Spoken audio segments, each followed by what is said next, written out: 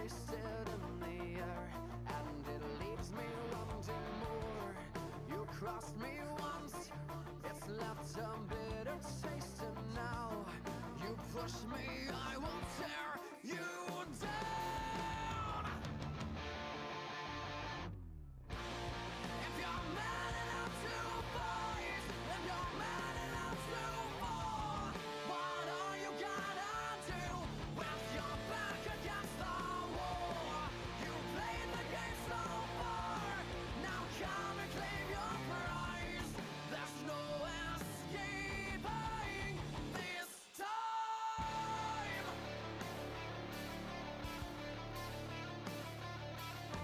You think you know it all, talk will only take you so far before you have to prove it. This time I'll watch you lose it. You're out of line and out of time. Just walk away while you still have your pride. If you're man enough to fight, then you're man enough to fall. What are you gonna do with your back against the wall? You played the game so far, now come and claim your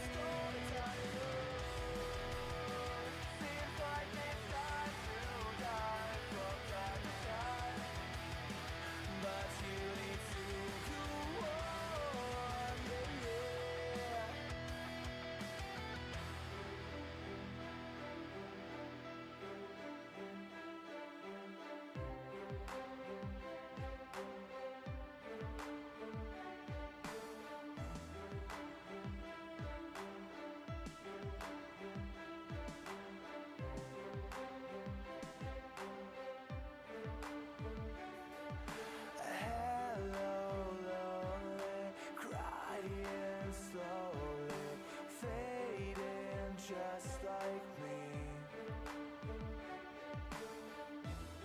you saw me at the bottom, I see you at the top. You wanna be the ocean, well I was just a drop. You saw me at the bottom, I see you at the top. You wanna be the ocean, I was just a drop. You saw me at the bottom, I see you at the top. You wanna be the ocean, I was just a drop. Now break it down.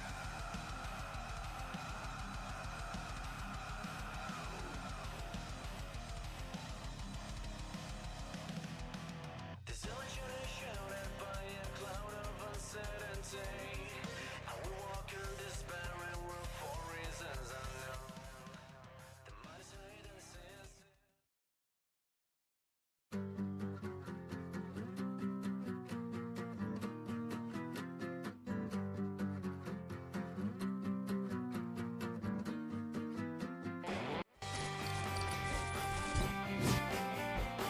Oh, baby. Welcome in. Welcome in. A very special Thursday night. We are kicking off the All-American Cup Series Season 11. Debut here in 2026. We got 100 laps at the famed Daytona International Speedway. And for a Gen 4 Cup Car Series to be going into their 11th season, it's only fitting you kick it off the biggest way we know how, the 2008 rendition of Daytona International Speedway. Hey, y'all, it's your pal Rowdy up in the booth, and I am excited to make my broadcasting debut for All-American Cup Series. We're going to have one heck of a night. Justin Thompson sits on your pole on that number 33 machine, and right now we're going to hear from him. Hey, Justin, Rowdy up in the booth. You got a copy? Yes, sir, I do. Justin, you put her on pole. Knockout qualifying. 9 guys went home, and you were the fastest of the group. How do you get around here quick? Man, and just luck to the win, man. Justin, what is the strategy here tonight? How are we going to keep that 33 car in contention for the win? Oh, man, I'm just planning on playing tonight. All righty, Trying sounds to stay good. out of the wrecks and planning on playing. Planning on playing. We're going to send Justin back down. Planning on playing. I have not heard that one before. Ladies and gentlemen, this is going to be a great race. Looks like we are having some minor audio issues. Hopefully now we could fix that. There we go. Now it's kicked on. And you can see this is Justin Thompson, and out of his rearview mirror, this is what he could see. That's 40 cars on the grid here at Daytona, ready to rock.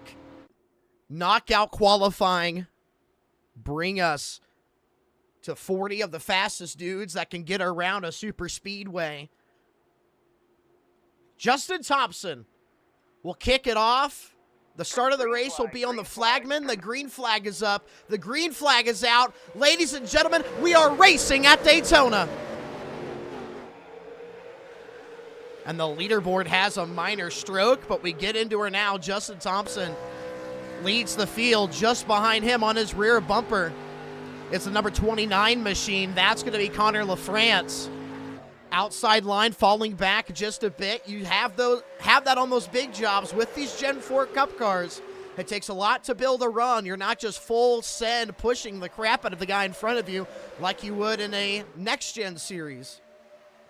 But down the back straightaway, we seem to have kept it clean at the moment.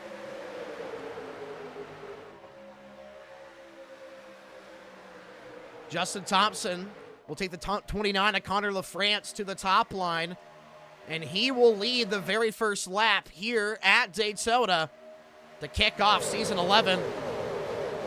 And right now, everybody's just filing in, two distinct lines. The question is, Justin, he says he's came here to play. Well, what does that mean? Are you going to play defense early to keep track position, or just come out here and run for fun? He didn't really specify, and maybe that's part of the strategy as well. Fast cars all up and down this field. Just to make it into the show, you got to be a very consistent driver, which means that top 10 is stout. 16 Machina Chris Heller, he is now leading that bottom line. A little bit of a bottleneck, about 7 rows deep on the bottom. That's going to create some separation. You see guys jumping up to the top line, which is where the run is going to tend to stay. Now, when you run Legacy Daytona, the 2008 rendition, it's very bumpy. And these guys are running a custom setup. The shocks are really aggressive. If you want to be comfortable in this race, you're probably going to migrate to the top. It's harder to get to the car in front of you. It's a longer way around. I think a lot of guys are going to prefer to run up there, especially your leaders. But so far, we've been mistake-free throughout the field. Here comes the 29 of Connor LaFrance. I thought he was going to look low, but he's staying right on the rear bumper of the 33. They are teammates, by the way. So I'm sure he's going to stay hooked on him. Contact between the 88 and one of the Mark Martin schemes, the number 91 Valvoline. And even on the bottom line right now, the 16 is going to get some action going sideways. But right now, the 88, that's Nathan Jurgensen. He is dropping back, and he has thrown out the anchor. Finally, he'll be able to tuck back up in that top line, but he lost a lot of track position. Nobody wants to be 3 wide, and nobody's willing to help you out if you do fall back. But now that bottom line has started to regain some ground, building a run. The 56 of Andrew Skelnick is a rookie. He's on the rear bumper of the 29 at the moment.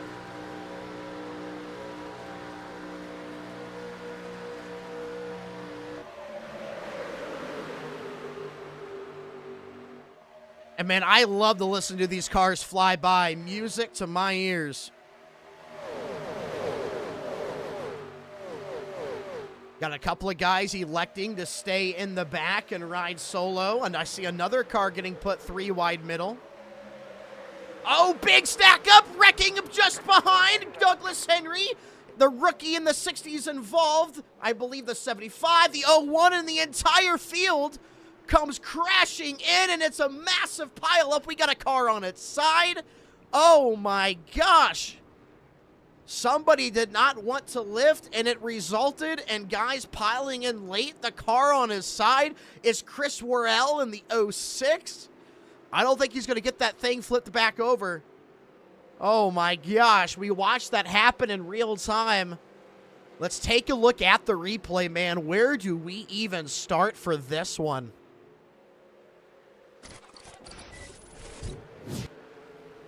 Okay, looks like we're having issues. So get this, guys. All of our incident reports, they are not current. We are getting incident reports from the practice, which means we're going to have to manually review of all of those wrecks. iOverlay did not create an incident report, so we have to look the annoying way. I don't like it. Looks like we already got a car down there on the apron. That bright yellow car looks to be the 32, and that creates the checkup with the 75. Douglas Henry can't do anything. We're going to have to drop back here. And so this wreck is beginning. And man, we're still going to have to jump back in. We're going to watch this field pile in. The 01, the 3. I mean, nobody is wanting to lift here. The 20, the 92. And we got guys blinking out. Coming back in. Chris Worrell on his side. And I wonder, as this wreck kind of ends, if guys are running into this wreck not really knowing it's happening because of graphic settings, like so many cars within a render distance don't render. I mean, we don't really know for sure, but for that many cars to, I would say, arc a brake into that wreck, it puts some worry in my mind as if maybe there was some visual issues, whether it's a graphic settings deal or what.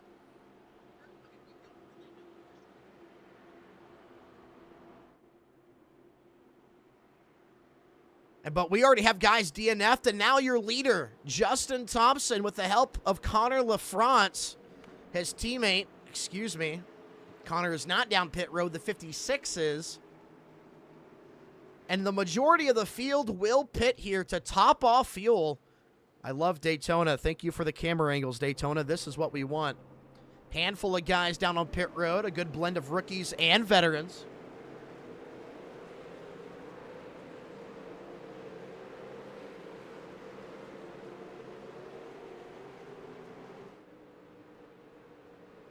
We got guys blinking out really bad. I don't think... I'm going to check real quick, make you guys peek behind the scenes. I'm not getting internet issues, at least reports. My bandwidth seems to be fine. I don't know if it's because we got so many guys out on track. I mean, 41 cars isn't really an absurd number compared to the average NASCAR broadcast one would do. But I wonder if that's a server issue. I wonder if that's for everybody. Everyone is seeing cars blink out and blink out, blink in, blink out, which could result with visual issues. But anyways, 8 cars will stay out. Connor LaFrance leads. Mitchell Mark, Casey Carrington, your league owner, Lucas Strayer, Mike Husby, Stephen Melnick, Cody Anderson, and Jared Ray Hutton. Everybody else went down pit road to top off fuel. And, of course, a handful went down there to fix damage.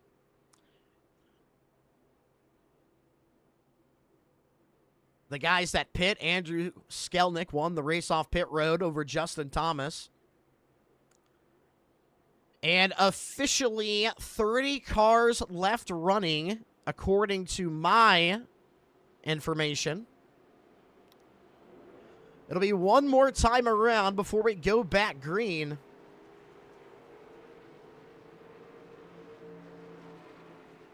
Well, what a start to this race. The car is taken out. It seems Chris Worrell is out of the race. James Silvers has called it quits. I'm getting a DNF out of Aiden Gould. In the 19 car, he was making his first start. Aaron Warren, DNF for him as well. Justin Ray, Craig Martin, and Lilith Peters. It appears are all the cars that have had an early retirement.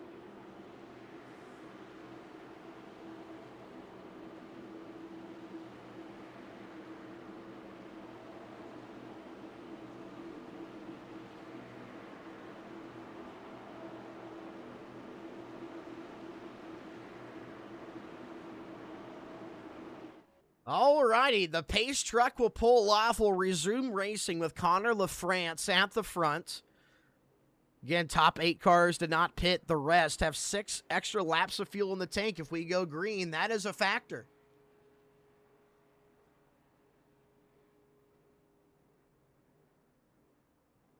I wonder if my render distance is bugging.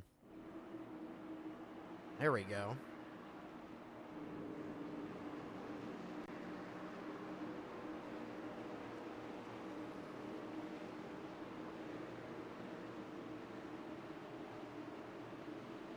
We saw the top line become dominant.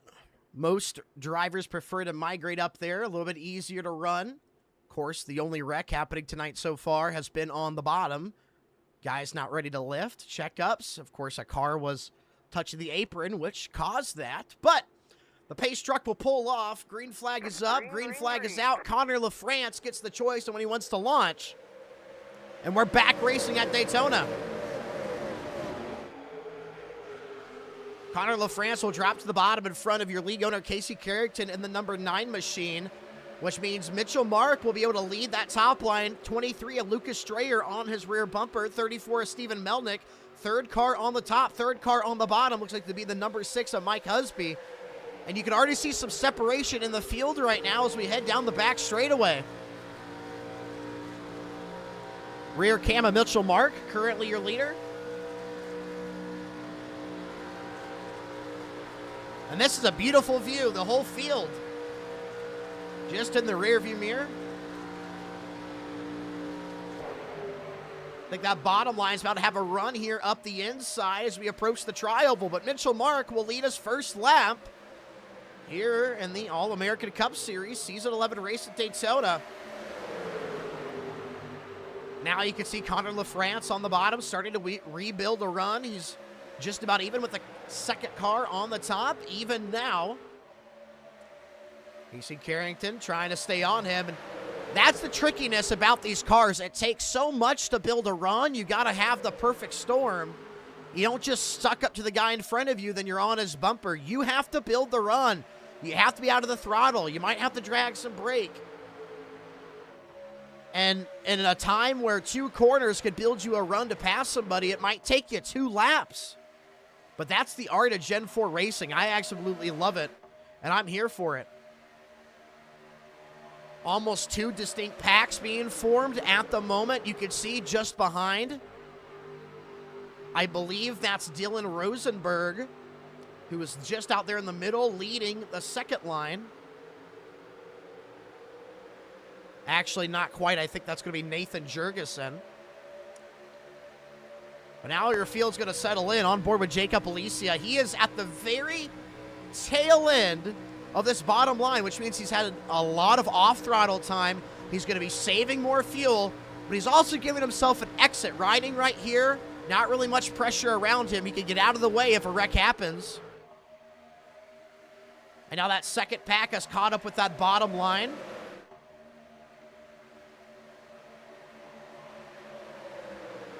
Mitchell Mark continues to lead, and we got a spin down towards pit road, and it's a stack up, multiple cars involved again. Jacob Alicia, we just mentioned, is involved, the 56 machine. That's Noah Albiston. 75 involved in another. There's the 31 car. He was sideways. I don't know who originally got turned. Nick Goen and the number 5 involved. And again, guys, don't know what's going on. Don't know if it's an iRacing issue. Don't know if it's an iOverlay issue. We got no incident report, so we're going to have to look at this the old-fashioned way. I know I hate to say that, hate to do that to you, but we will have to.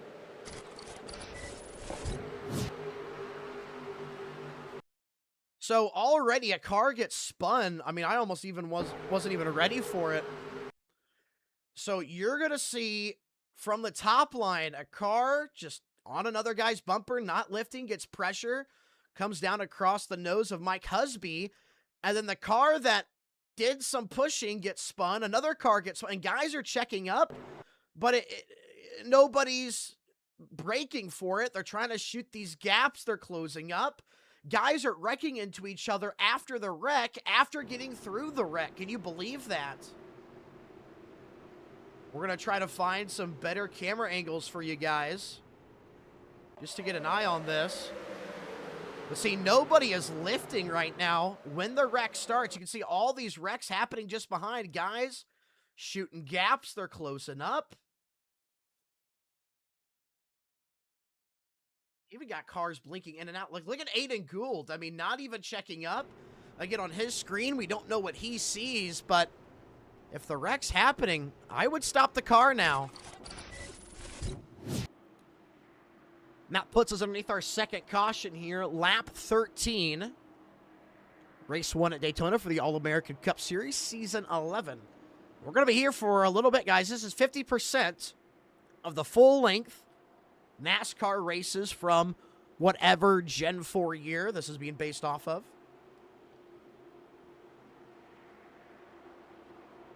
And now your leader, Mitchell Mark, will head down pit road with cars behind him. Lucas Strayer, Jared Hutton. Majority of the field, again, coming in, topping off fuel. You're going to have guys fixing some damage.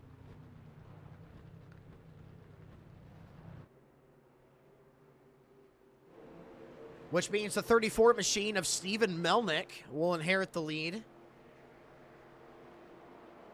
Justin Thompson, who topped off fuel on lap 6,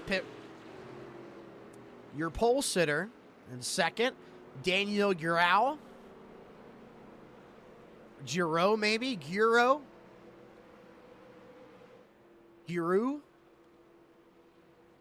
He's in third. Christopher Murphy is in the 4th spot. Aaron Warren in the 5th spots. And then it's the rest of the field who is now exiting pit road. You can see catching up.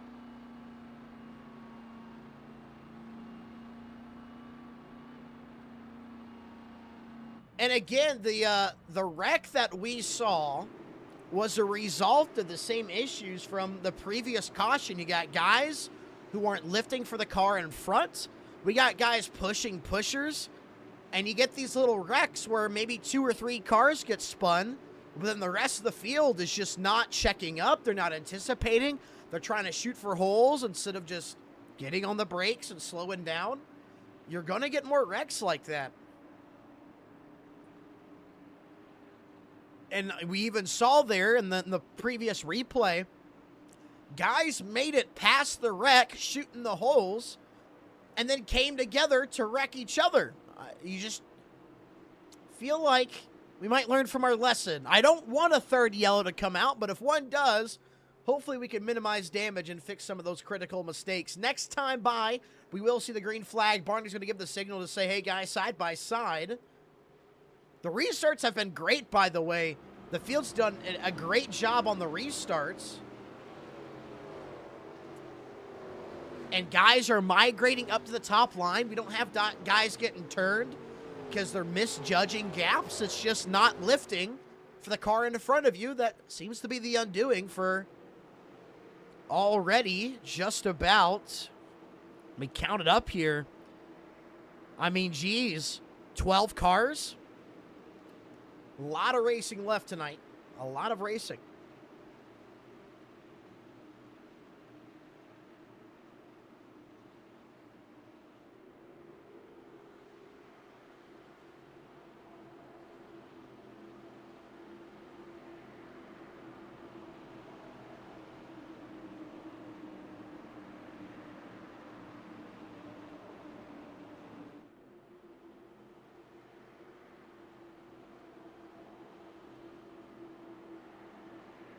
So it looks like here in AACS, we do lane choice. Steven Melnick has chose the top line. That'll put Justin Thompson on the bottom. I believe it's just leader lane choice. Christopher Murphy, Daniel Giro, Aaron Warren, Lucas Strayer, Jared Ray Hutton, Connor LaFrance, Mitchell Mark, and Nathan Jurgensen. Your top 10.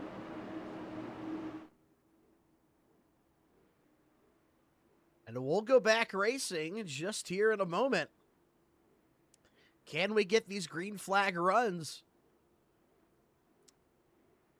And that's also 2 wrecks that started at completely 2 different parts of the field. It's not like it's an issue for the guys in the back. It wasn't an issue for guys in the front. We've just seen it be spotty all over. But here we go. Steven Melnick now. He'll have his turn at having the command. He'll launch from the top line, and we're back racing here at Daytona.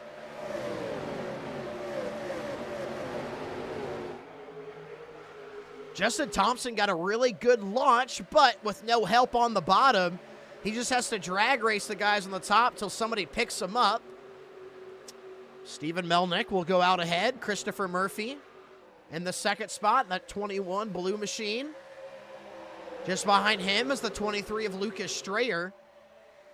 Justin Thompson will get picked up. He'll actually jump up to the top and get in front of teammate Connor LaFrance. And that bottom line is just going to disappear. The 92 of Daniel Giro and the 27 of Aaron Warren. Look at them. No help. Everybody has already migrated to that top line. There's a little bit of a bottom line pack just in the back, and that's where the wreck will begin as well. We got cars wrecking just on pit road entry. I see the 47 involved.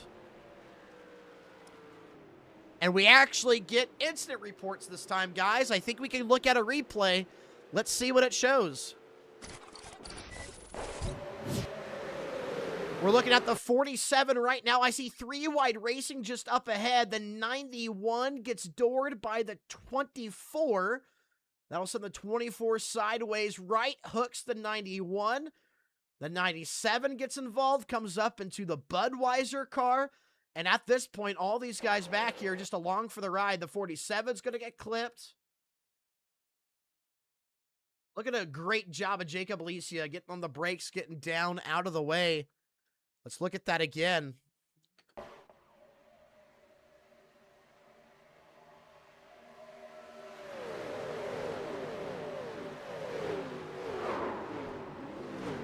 And what I really don't like is seeing these little blink outs happen while it's happening. The 24, he just,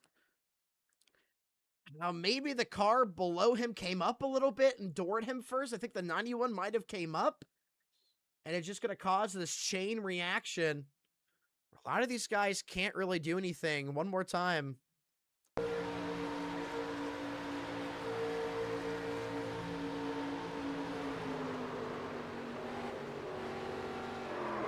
Oh, just when he thought he was through it. Kind of gave me flashbacks to Clint Boyer at the, what was that, the 2007, 2008 Daytona? I don't know. One of those Daytona 500s. Was it 07? I can't remember. I was only like 4 years old. I don't know. Well, more guys hit pit road to top off fuel. I'm going to expect so. Seems there have been a theme. Stephen Melnick, your leader. I wonder if he'll elect to go down and give up that track position. But more cars taken out. And so far, Jacob Alicia has been around 2 of the wrecks. I want to get him up into the booth and talk to him.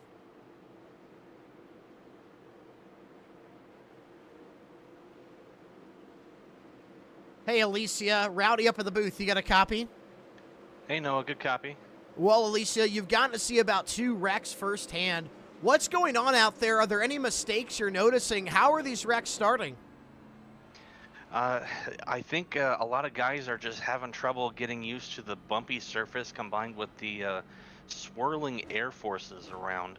When you get up close behind the guy in front of you, it really it just puts you in a bubble along with that car, which is good for draft, but it really affects the way that the car handles and responds to bumps. So it's just really difficult. A lot of guys out here, they all want to win the race, so they're all being aggressive. It's just a recipe for trouble. This is a really fast car, and it's got a shovel on the front, essentially, so no room for mistakes. Thank you for that insight, Alicia. I'm going to send you back down. Sure thing.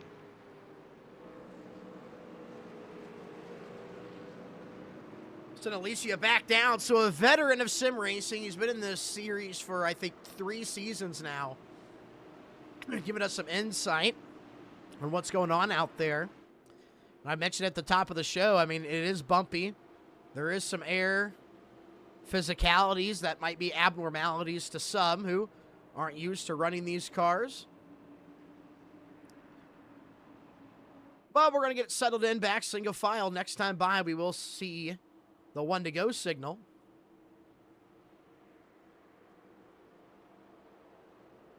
Christopher Murphy. And your top spot, Lucas Strayer in the second. Justin Thompson rounds out your top 3. Your pole sitter still having a good day, and his teammate that's been on his bumper since the drop of the green flag, Connor LaFrance, still there. Jared Ray Hunton in the 5th spot. Nathan Jurgensen, 6th. Mitchell Mark, 7th. Casey Carrington, 8th. Kyle Hall, 9th, and Brad Delph rounding out your top 10. Highest we've seen Brad Delph all day long.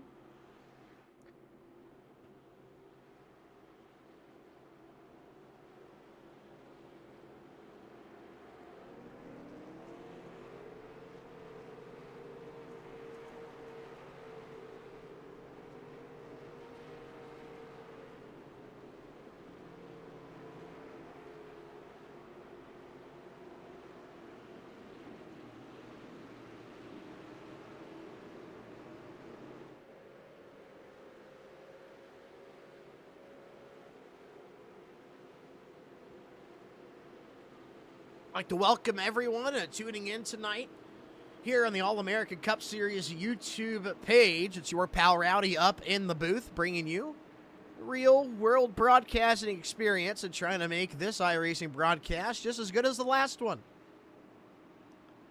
By last one, I mean the last one I did. I don't know who broadcast before, but I'm trying to always set a tone. And these drivers up front have done a good job at setting the tone. Really clean launches, really good restarts. They're not trying to block each other. They're going to go where they think they're going to have the best chance of being clean. We've seen them migrate to the top after the first lap or two, where they can really give each other some room, run out the stride. It's really safe racing, and then you got a pocket of guys around mid-pack I think are trying really hard to be with that lead pack. You don't want to lose it. And then the guys in the back are just pedal through the floor right now, trying to catch the guys in the middle. So the guys up front are more often wanting to lift and save a little bit. All that creates is a negative chain reaction because the guys behind don't want to lift because they're behind. If we could change that mentality now that we've had 3 yellows, hopefully these guys could get back in the swing of things, get a good green flag run in. We'd love to see green flag pit stops, play the strategy. There's a handful of decently sized teams here who all want to be able to work together than just calling out wrecks. But now Christopher Murphy, he'll go back down to the bottom for the lane choice. Green flag is up, green flag is out. Really good launch out of him. We're back racing here at Daytona. Lucas Strayer goes out to the front right now, the number 23, and I'm getting incident reports. I see some damaged race cars back here.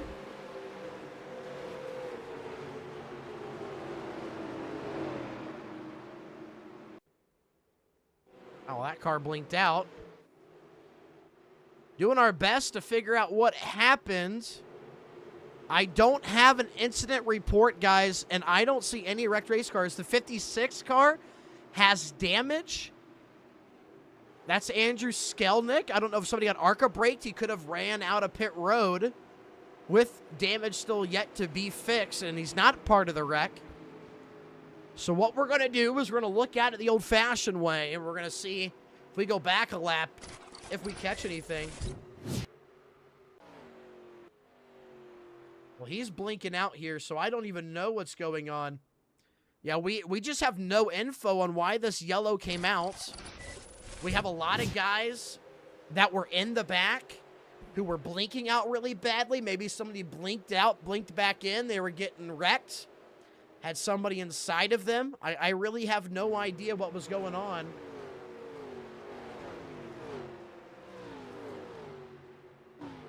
Something I haven't seen in quite a while.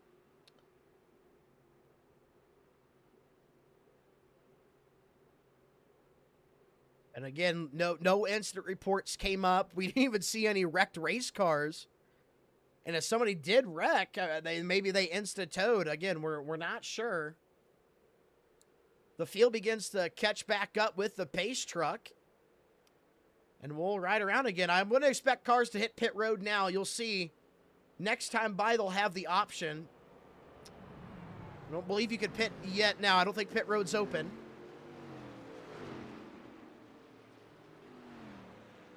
But I would top off fuel no matter where I'm running in this field, just in case we get those green flag runs.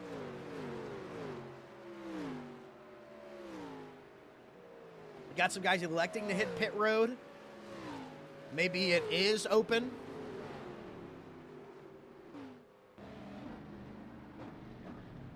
I didn't catch a pit light. We're going to assume it is open then.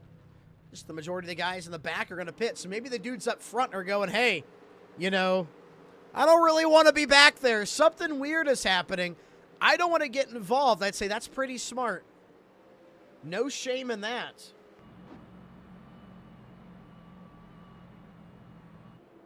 Let's go ahead and dial up Lucas Strayer.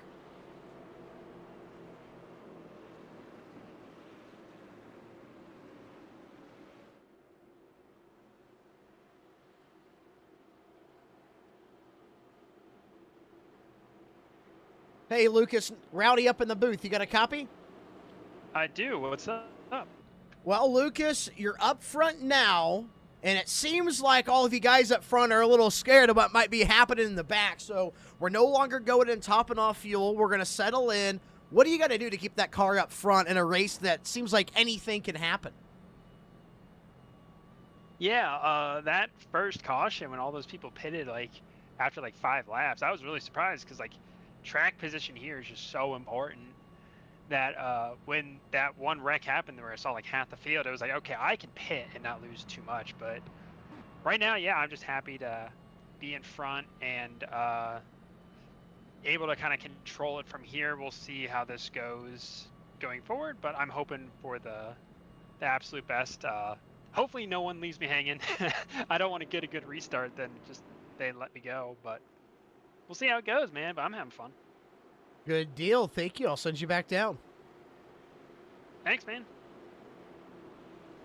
So, pretty good sport right now. He's like, yeah, I'm going to pick and choose when I want to hit pit road. I got my track position, but he says I want to hang on to it because it's that important. Now, Lucas does have teammates out on track. That's going to be the TI Racing. Jared Ray Hutton is a teammate that's near him.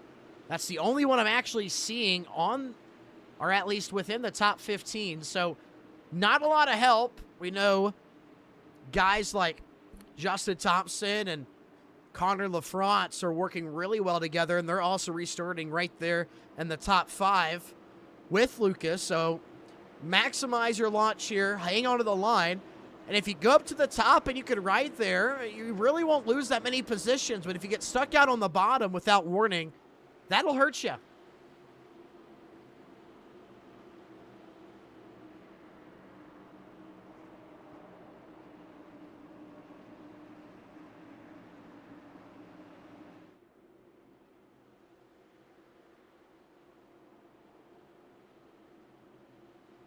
We are nearing just about being a quarter of the way through this race. 4 cautions. 3 have been all pileups. Not sure what the 4th was.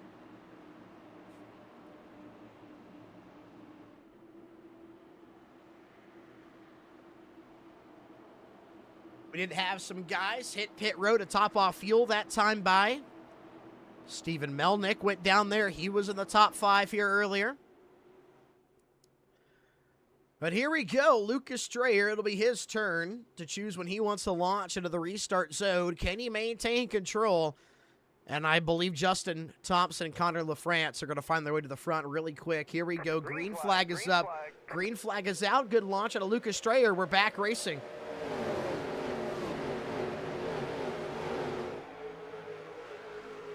The 21 Machina, Christopher Murphy, will drop down to the bottom. That's going to give Connor LaFrance that second spot. Connor tries to close the door. Can't.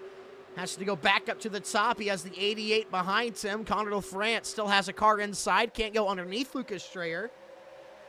Justin Thompson, his teammates, second car on the bottom. Bottom line's going backwards. Here comes the 88 and Nathan Jurgensen, a rookie. He's going to make sure those 3 guys get away quick. They make sure they don't get ran down. Jared Ray Hutton in the 50 Camel car, almost said caramel, camel car. And the 4th spot, Justin Thompson will get by. And look at the 21, man. He moves to the bottom on the restart. And what does it do? Sends him to 7th place. And he still hasn't regained the run. Lucas Strayer, this is what he sees out of his mirror. Connor LaFrance on his rear bumper. And the entirety of the field throughout your top 15 has migrated to the top.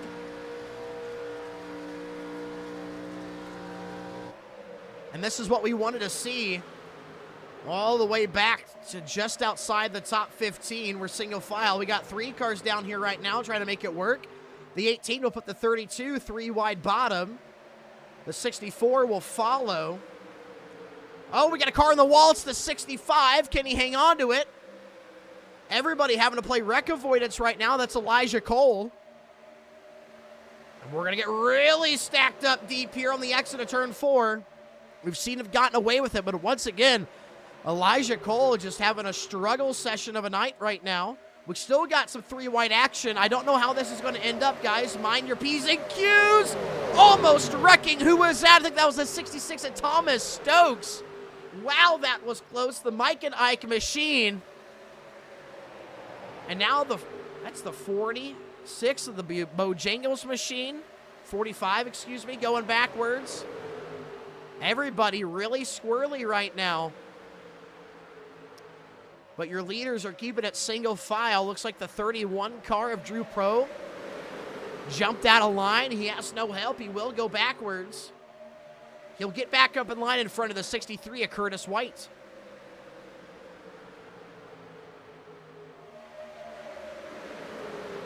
And just about the entire field is single file at the moment.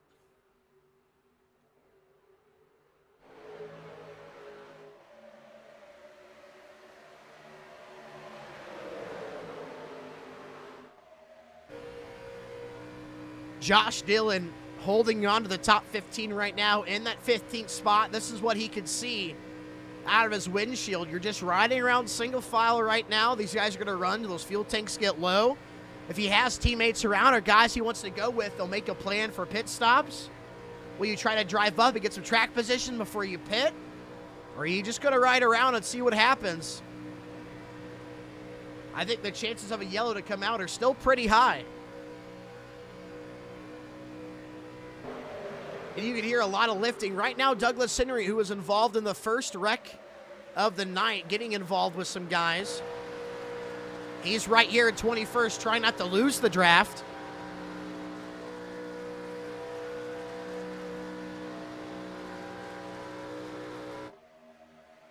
And the entirety of the field is single file at the moment, running the top.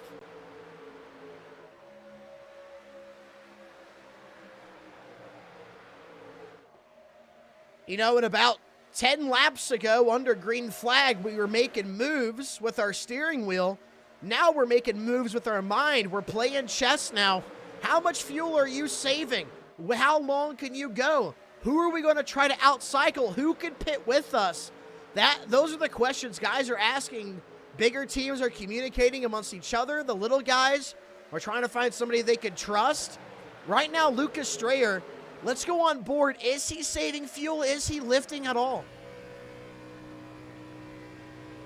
We'll hear it into the corner.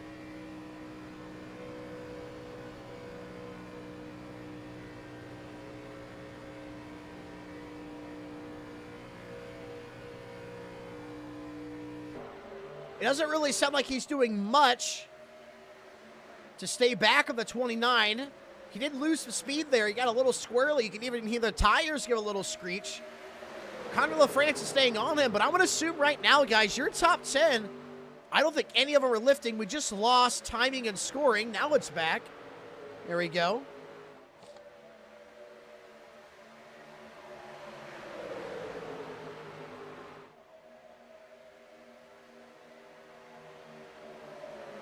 But now it's all about strategy. How long can you go? Everybody passes the wrecked number 56 machine. Had some guys too wide. Didn't work out for them. They've dropped back to the rear.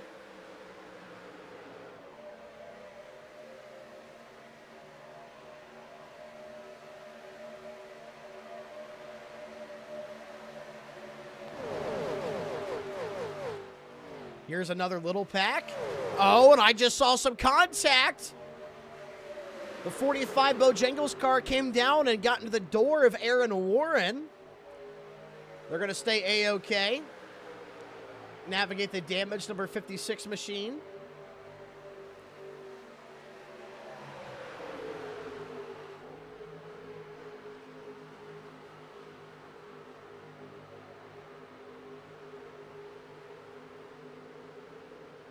And the 29 is putting all the pressure he can right now on Lucas.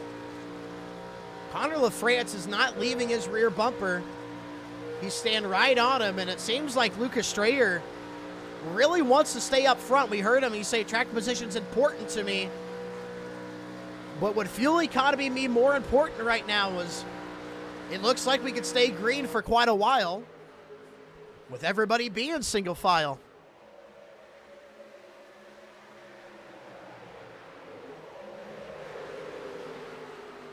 Josh Dillon in the 18 has been looking underneath Jake Miller in front of him for the last 2 laps. He really wants to try to grab a position here. But if you don't have the run, you can't build the momentum, you're not going to get around him. You can't do it as a solo car.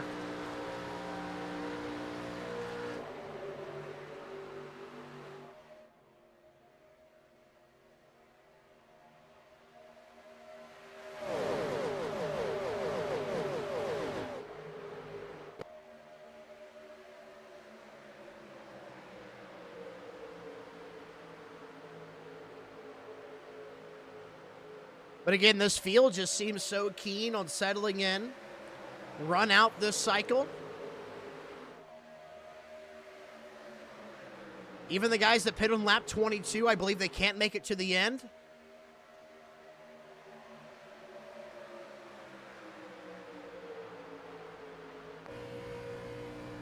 On board with Jake Hare, rookie out of Canada, the 48. Got some guys side by side in front of him. The 31 of Drew Pro, once again, jumps out of line thinking he can make something happen, but it's like he has a parachute on the car.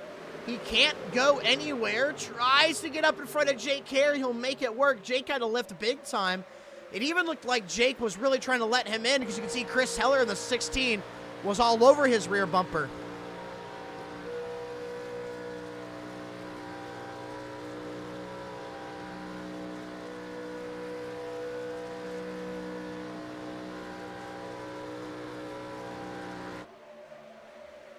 Nick going, well, he's going somewhere. He's going to go to the back. He jumped out of line. Can't make anything work.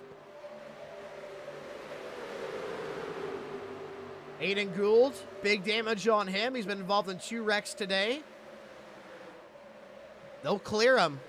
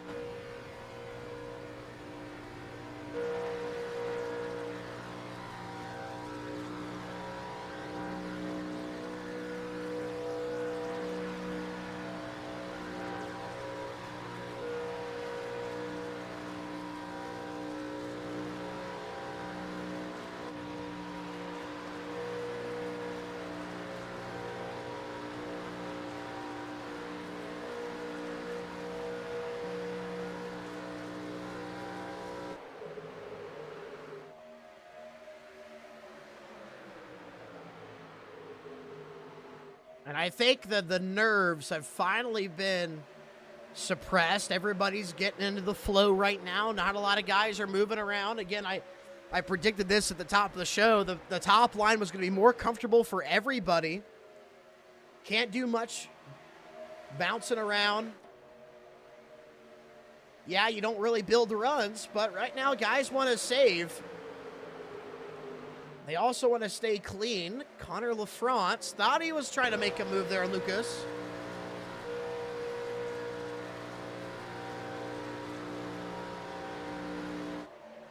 But at the moment, we got a 20-car breakaway. Douglas Henry is at the tail end of it. The second pack led by Thomas Stokes. They've been side by side more than anybody else. They haven't stayed in line that well. I'm going to guess there's a lot of lesser super speedway experienced drivers back here. Maybe they're not comfortable with this car at all, but if they would get in line to form some runs, they are running the bottom. They should be able to catch that front pack, but they just look so disorganized right now. A lot of guys poking their head out of line. I don't think they all quite trust each other much at all. There are some fast drivers in that group too. Man, look at them. They're just, I mean, it's scary watching them snake around. It looks like they want to bounce off the apron. They need to hold that line. They will catch that pack in front.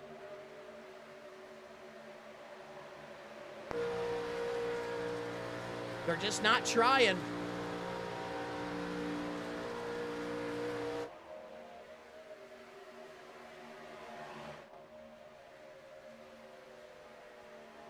We begin lap 40 at the flag stand. And I'm going to give these guys probably another solid 15 laps before you'll see teams trying to get linked up with teams, guys making moves, trying to have the better track position before pit stops. I believe I do have the correct fuel numbers with that.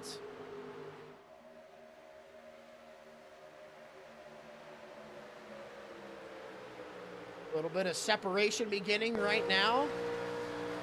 Jake Hare, Drew Pro have just about lost the pack in front. Curtis White hanging on to your 10th spot right now. That pack behind him getting smaller and smaller.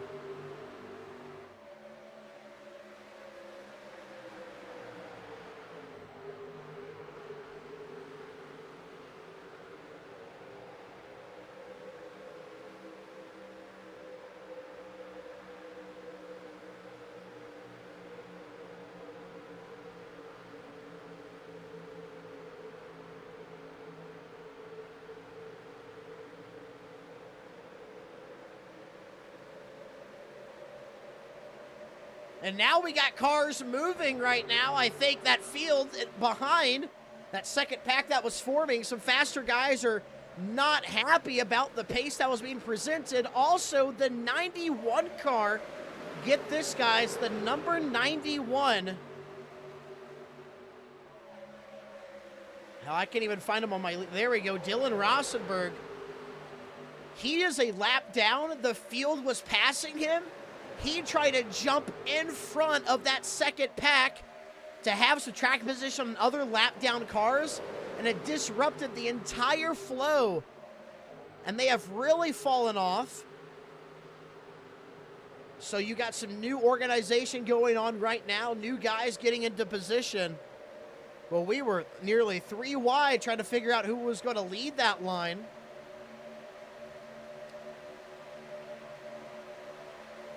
But now Drew Prohl, he will reobtain the lead of that second pack in the 11th spot. And 12th is Chris Heller in the 16, but they have the lap car, the 91, trying to hang on to the lucky dog position, which he does hold over Ethan Agar. Only 2 cars, 1 lap down. But they will not catch that lead pack.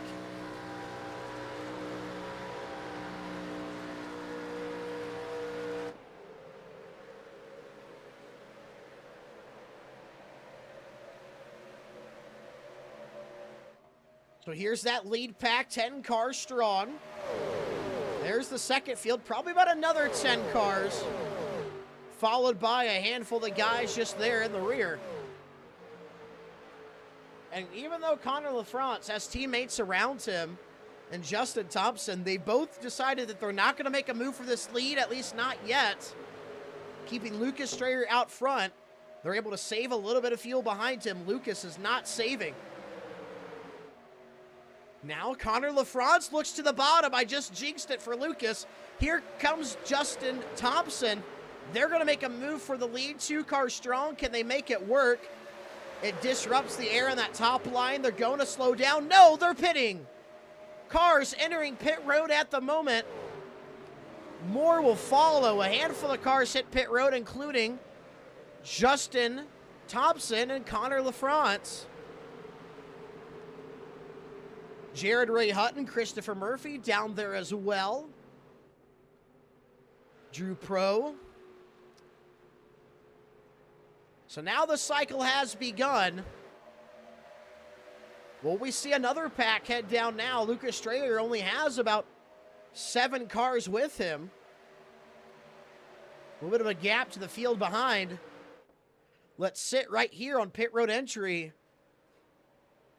Who else will hit pit road? Here comes your leader, Lucas Strayer. He looks down to the bottom, but he has no help. Nobody goes with him. He is pitting all by himself. Lucas will have no help as he hits pit road. And this is going to hurt him in the cycle. Nobody to draft with on exit. Nathan Jurgensen assumes the lead. Casey Carrington behind. Followed by Mitchell Mark, Brad Delph, and Curtis White.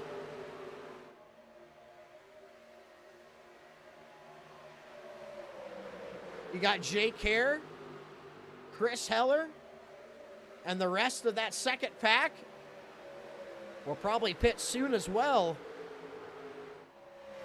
But there really is a good mix between guys that have 10 laps more in the fuel tank than others, deciding on when you pit. Another car comes down solo. No, it's just the damaged race car of Aiden Gould getting out of the way using the apron.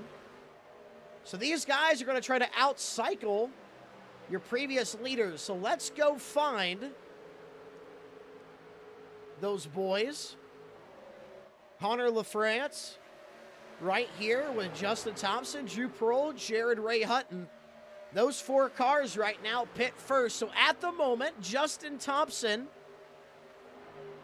has the most help, but Lucas Strayer, who pit all by himself, has came out in front of them. Lucas Strayer is currently your relative leader.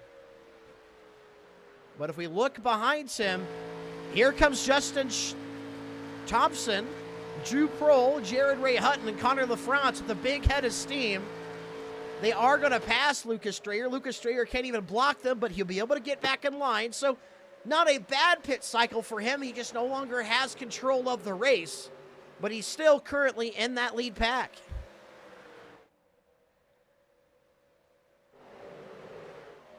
Your leader, Nathan Jurgensen, still out front. Still waiting for him to make his move.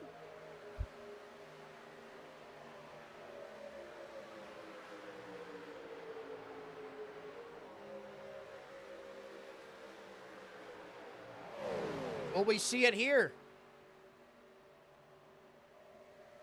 Couple of cars come down pit road. The majority of the mid-pack, the pack of Jake Hare was leading. Oh, and Jake Hare just got spun off the nose of, I believe it might have been Jacob Alicia. Not sure what happened. We have no official incident report, but I do want to look at it.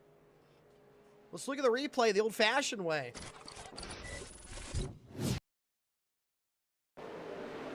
Jake Hare, Jacob Alicia, teammates, by the way. Jake Hare is currently missing pit road. He's going to check up too hard. Alicia was not expecting it. So I wonder how slow Jake Hare got. The 92 gets damaged. The 66 does. A lot of guys had to check up hard or made contact. So I'm wondering if Jake Hare got on the brakes way too hard. Rookie mistake. And here comes Nathan Jurgensen with Casey Carrington and Curtis White down on pit road. They were your leaders.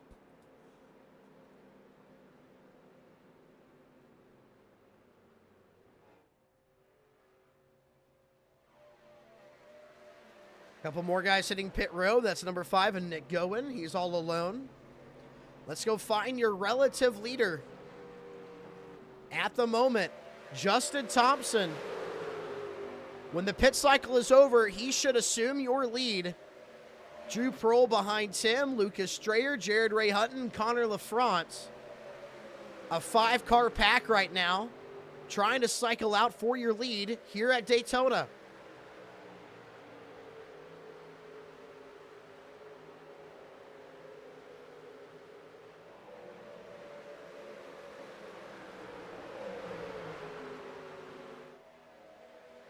Oh, I just saw a wreck in the back. Oh, and the 16 cars around, there's more cars wrecking. Oh, the 66 and the 34 have big trouble. Both cars absolutely out of this race.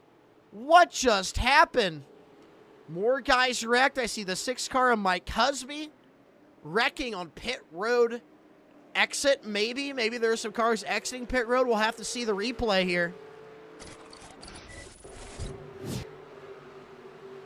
So pit road exit, we got 2 yellow cars down there on each other's bumper. Where does this go wrong? A car spinning on pit exit. That's Steven Melnick, but the 16 at the same time. What is the 34 doing? Oh, no! That was massive. So you're going to watch the 34 throttling up, self-spins. I don't think he got help. At the same time, the 16 brushes the wall, kind of self-spins himself. Then the 34 rolls into the middle of the track. Oh, the 66 had nowhere to go.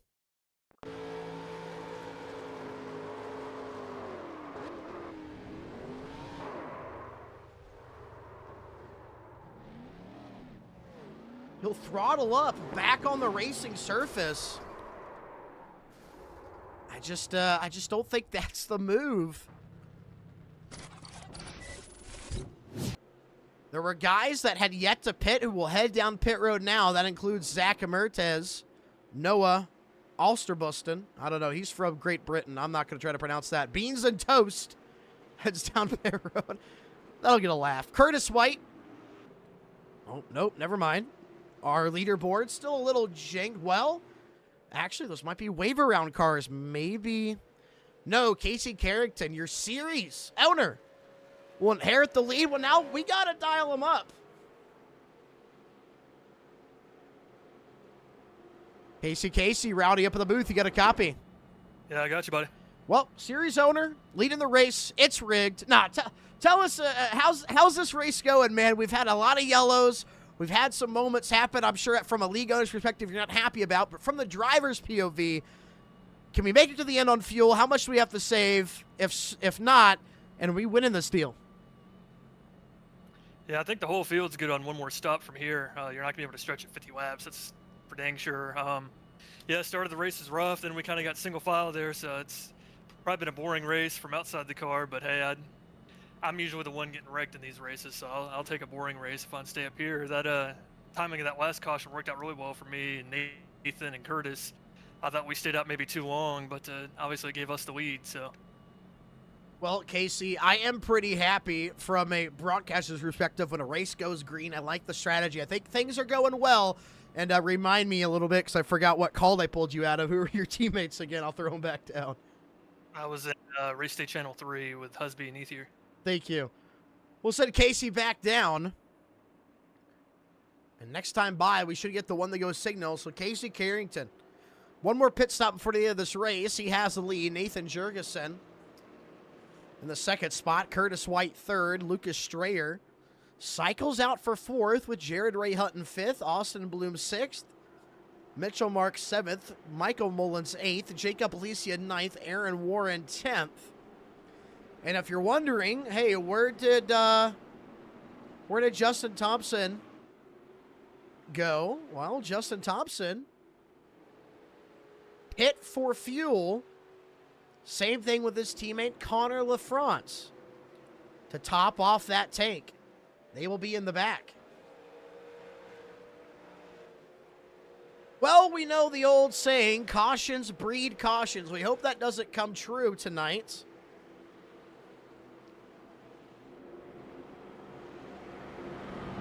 I'm hearing thunder outside right now. We're under a tornado watch. It's raining. But I'm in here screaming about race cars. Nothing else I'd rather do.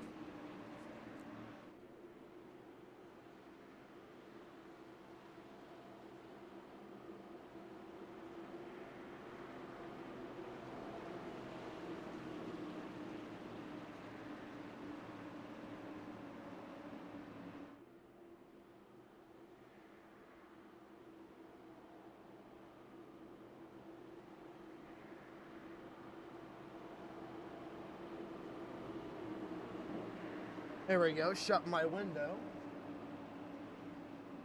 Now we're good. No fear.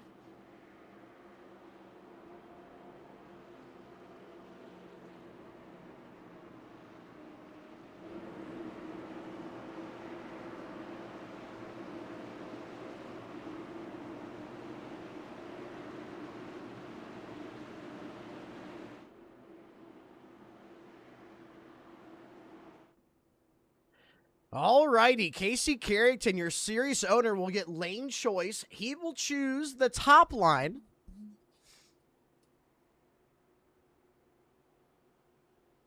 Just about everybody back on the lead lap who still have a car in the fight. Looks like 29 drivers on the lead lap. Into the restart zone, Casey Carrington will lead them. We're back racing here at Daytona.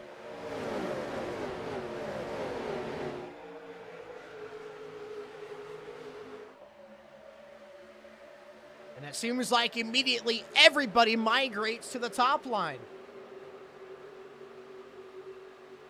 Jacob Alicia, he's stuck there solo on the bottom. He can blend up now. And that seems to be the story all the way throughout this pack. There's Connor LaFrance stuck on the bottom. No way to get up top. He'll force a hole and he'll make it clear. Crucial move to get up there. Casey Carrington leads this race at Daytona.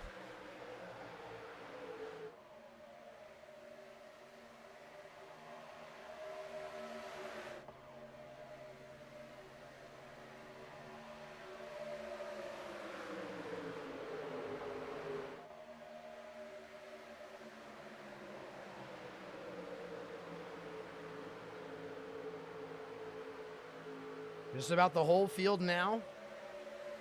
Going single file once again. Like I said, I don't find this boring. This is the smart way to play the game. And it creates exciting entertainment on the long run when you got to play the strategy. Look at the entire field, single file. Christopher Murphy, he's all alone on the bottom right now. Try to blend up, gets into the 38. 47 also gets to the 38, has to jump out of line. 47 is Dominic Russo, 9 laps down. Big save, big moment out of those guys.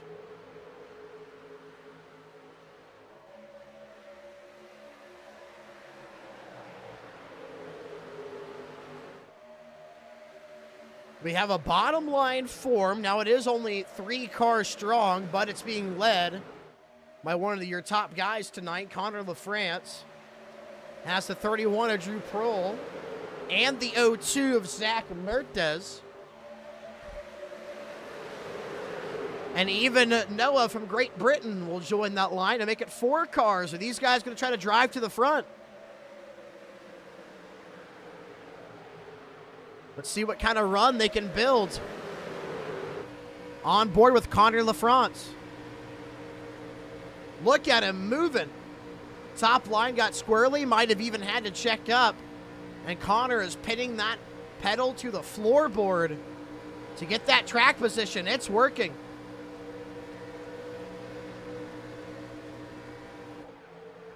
You can see the run those cars get on the top line, but really quick in the corner. Little checkup on the top again will make Connor feel like he's gaining spots. Now 5 cars strong as Goen will join.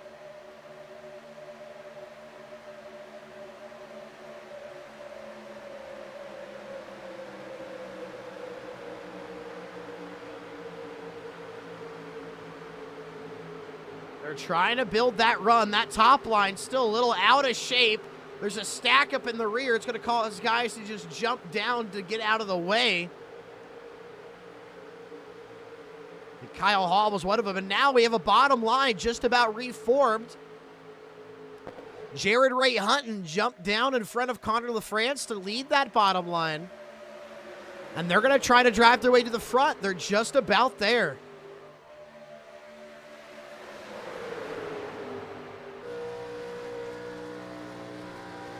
Oh, wrecking behind. We got cars upside down. It's a huge pileup on the tri-oval, and we're still wrecking. Holy moly. I saw Jared Ray Hutton get spun sideways. Elijah Cole, the 65, again caught up in another wreck. Maybe it wasn't Jared Ray Hunt. Somebody went for a ride. I think it was Jared Ray. Let's take a look at the replay. What just happened? This is going to happen fast, guys. They're going to come flying out of turn 4 here. It's happening a little bit too far away. We'll have to grab a different camera angle, but full speed all the way to the line. I mean, it doesn't stop. A lot of guys involved. Cars blinking in and out.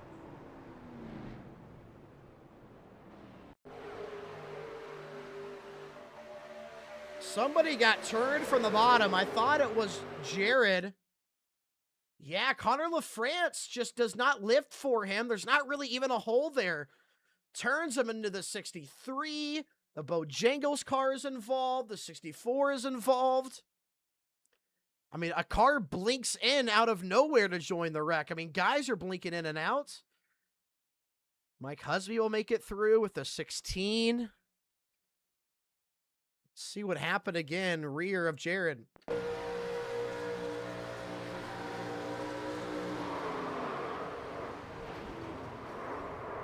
I mean, I could kind of retract my previous statement. Maybe Connor was there at a good amount. Kind of reminded me of, really what it reminded me of is Justin Allgaier, late block on Denny Hamlin. I mean, he just wasn't ready for him to be there, but it's still his mistake. Connor LaFrance, big save out of Connor. Did he completely save that car? I'm not even sure. And guys just wrecking to the line. Just not over. And again, more ARCA braking.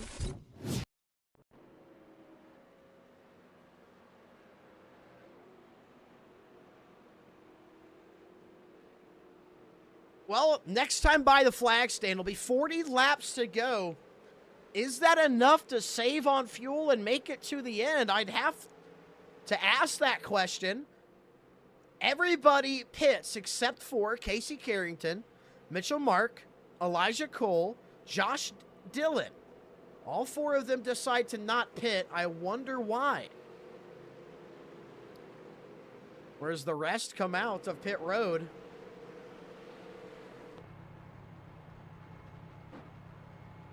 Wonder if they can make it to the end. They're already saving. Clutch is pushed in. Off that throttle.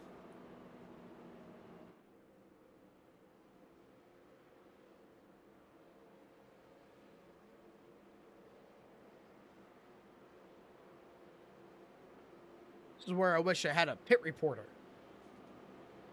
Would do some reporting.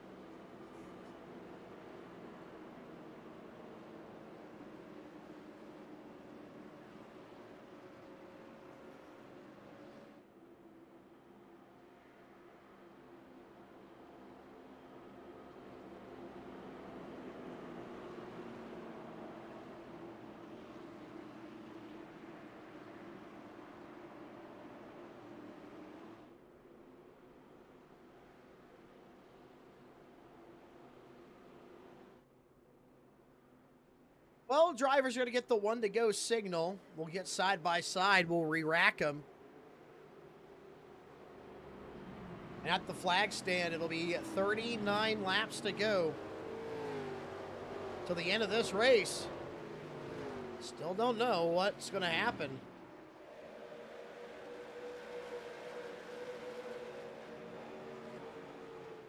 Still out of a 40-car field, it looks like 31 are on the lead lap.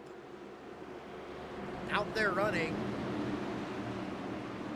34 cars in total, maybe 35 out on track in total.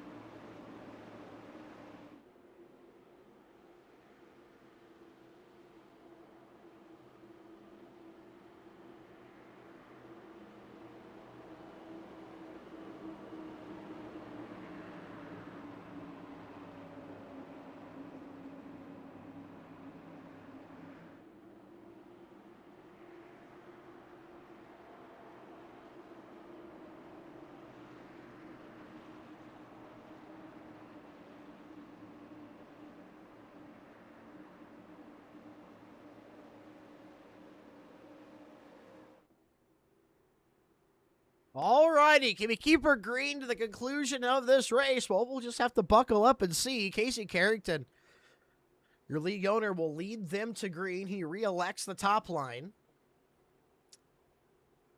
And when you get over halfway through a race, sometimes it just kind of flips a switch in some of these drivers' brains that it's time to go. We might see more wrecks. It might get more aggressive. And I wonder if some drivers could save enough to make it to the end. Here we go. Green flag is out. We're back racing at Daytona. Immediately, Mitchell Mark drops down to the inside of Casey Carrington. He's going for the lead. Can he grab it as they head into turn one, up through the gears? Grind it till you find it. Mitchell Mark. Can he clear Casey Carrington? No, he cannot. He has to drop back down to the bottom. Elijah Cole will pick him back up at the 65. Where did Elijah come from? He's been involved in every wreck tonight. Still has a dog in the fight. 18 car of Josh Dillon. Highest he's been. He's now in the second spot. And Mitchell Mark will go backwards. Valiant effort. Couldn't make it work.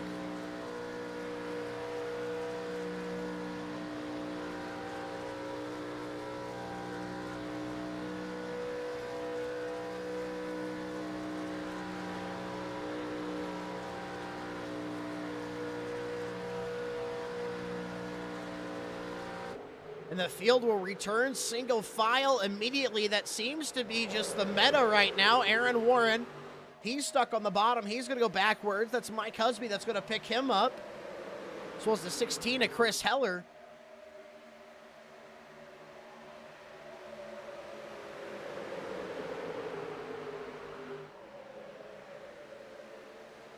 And now the chess match begins. What's the playbook here?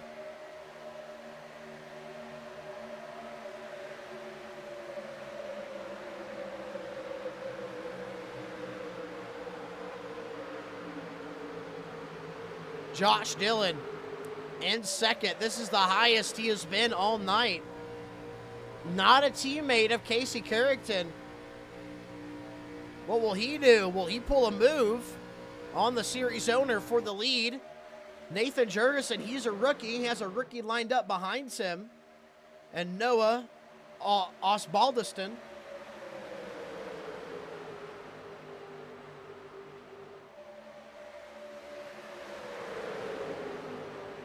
I got to imagine we could settle in just for a little bit here. Watch him fly by at the flag stand.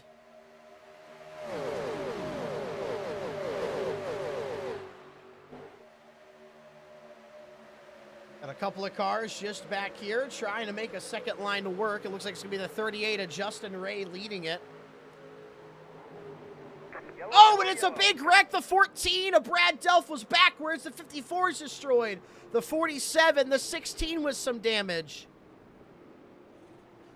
Oh, no. What just happened?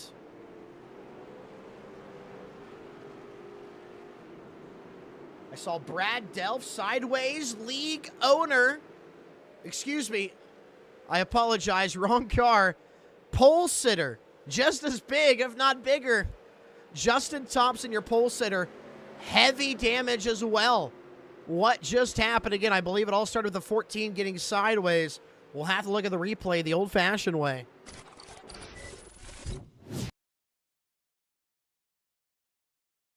Here we go. So that's the 75 just behind the 14. And once again, no lifting. And even Justin Thompson has to, like, jump down to the bottom. Barely missed the 75 to lift. And I think the 14 is going to do exactly what we all expect. Come across Justin. 54 nowhere to go. Justin Thompson's going to get ran over. And nobody is lifting, guys. Alicia and the Husby still drove over. I mean, guys are just not lifting whatsoever. And again, it sucks. We have to keep looking at this manually. But it's all that we could do at the moment. iOverlay not getting its correct incident reports coming in. On board with Alicia. Wreck happens, and just where do you go here? You're going to get clipped, and as you slow down, guys are going to run you over anyways. Douglas Henry involved.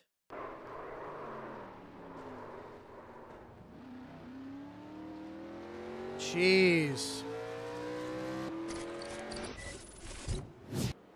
Man, can you believe that? And again, Justin Thompson, your pole sitter. That's going to be damn near race-ending damage.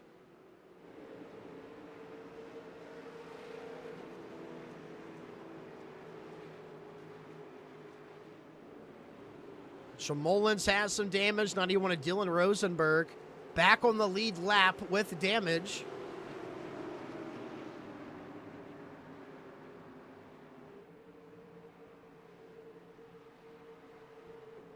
All these different cars down on pit road. 60 car Douglas Henry, big damage.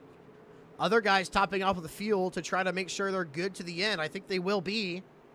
Because there's the 18 car right now coming back up out of pit road. Oh, my. And I believe everybody can make it to the end on fuel. Lucas Strayer, Zach Mertiz, and Jake Hare all pit lap 59. So I guess the question is,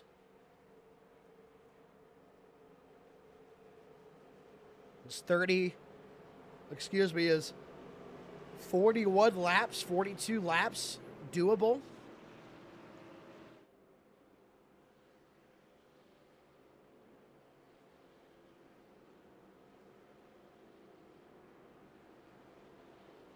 First car off of pit road.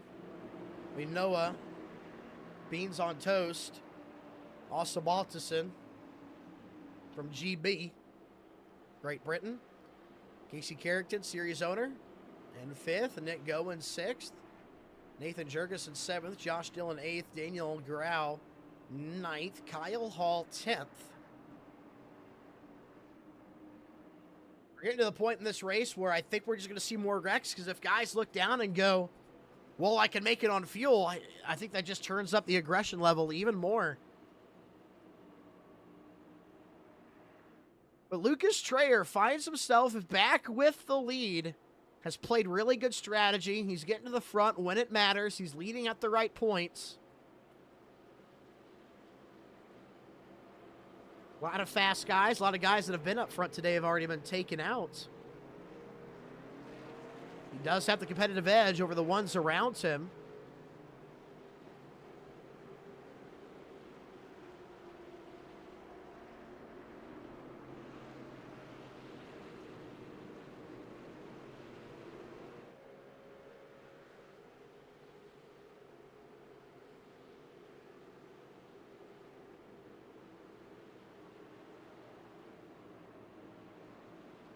Next time by, we'll see the green flag, nearly 30 to go. I have the Pink's theme song stuck in my head. Been watching a lot of Pink's reruns on YouTube. One of the best motorsports reality shows out there. They are the birth of Street Outlaws, the original 405 guys like Big Chief and Daddy Dave, Asian. We're all on the show, the inaugural episode, to be exact.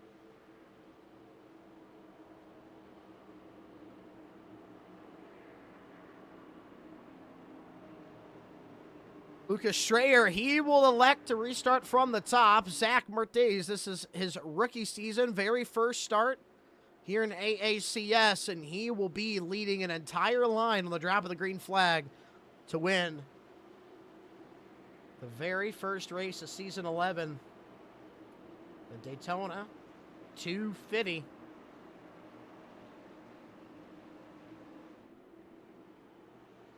Jake Hare, a rookie. Noah Osbaldison, a rookie. Nathan Jurgensen, a rookie, all in the top 10. There's 4 of them.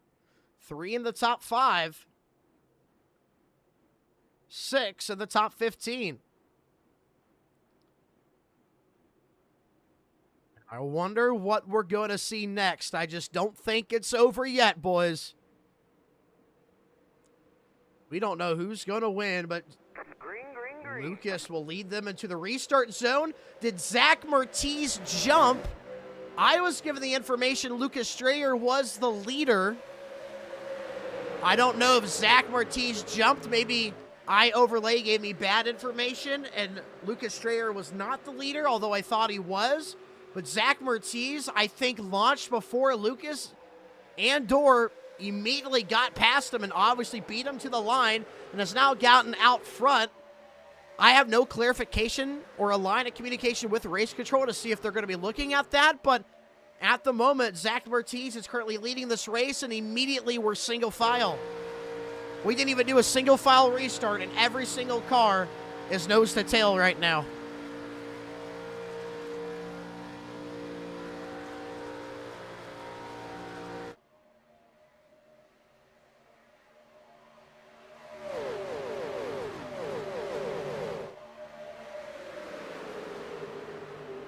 Jake Hare in the third spot.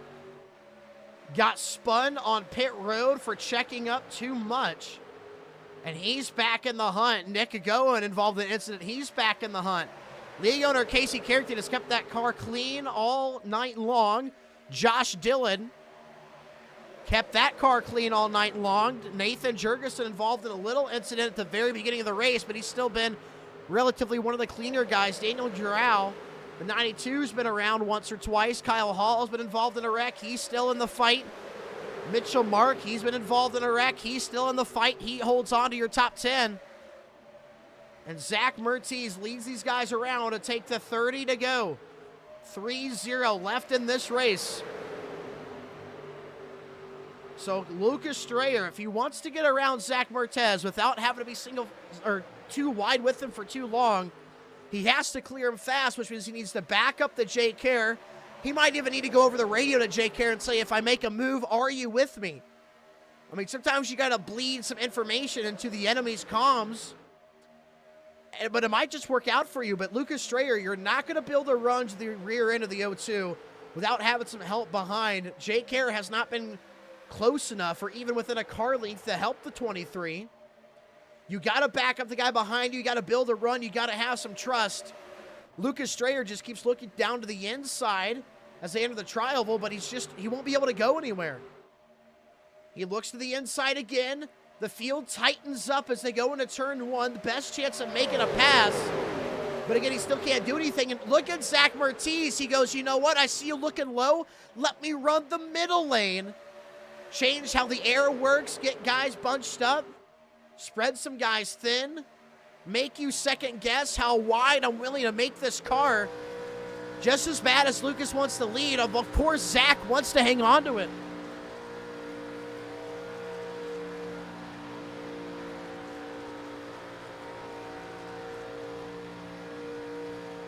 Yellow, yellow, yellow.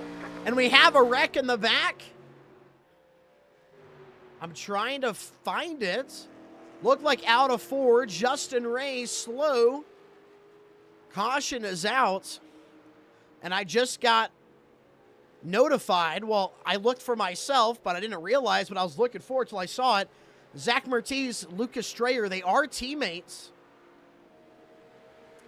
Let's take a look at this replay. What just happened to Justin Ray?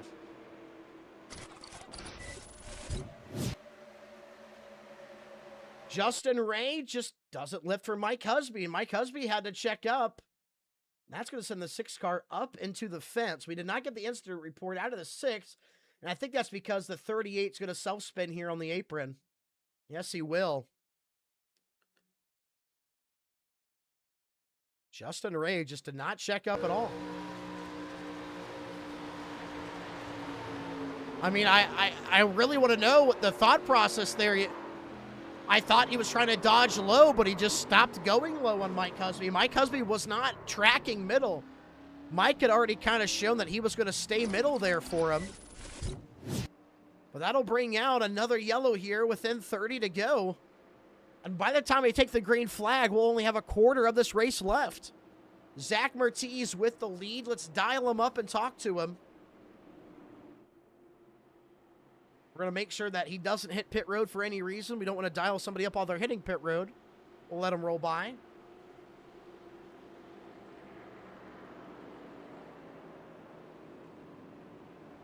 it looks like they will hit pit road, so I'm wondering if nobody was able to make it to the end, this would get them perfectly within range. Well, this changes everything. Who will beat the race off of pit road?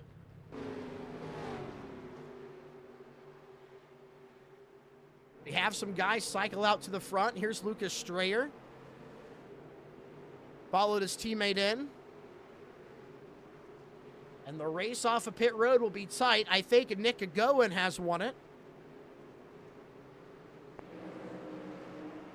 Yeah, Gowen wins the race off of pit road. He had to put less fuel in the car to make it to the end. Casey Carrington, second out. Nathan Jurgensen, third out. Fourth, Josh Dillon. And the guys that were up front burnt the most fuel. They had to spend more time filling up the tank. That's Lucas Strayer, Daniel Giroux, Kyle Hall, Jay Kerr, to name some. And Zach Mertiz just did not have a good stop at all. I wonder if maybe he put tires on, forgot to uncheck them. That could be the reason why. But now Jake Miller in the 75 will assume your lead, confident that there's enough fuel to make it to the end. Same thing for Chris Heller and Aaron Warren, as well as Christopher Murphy. 4 cars stayed out. All 4 should be able to make it to the end. Maybe cutting it close, if that. Is this the winning strategy? Getting this track position now.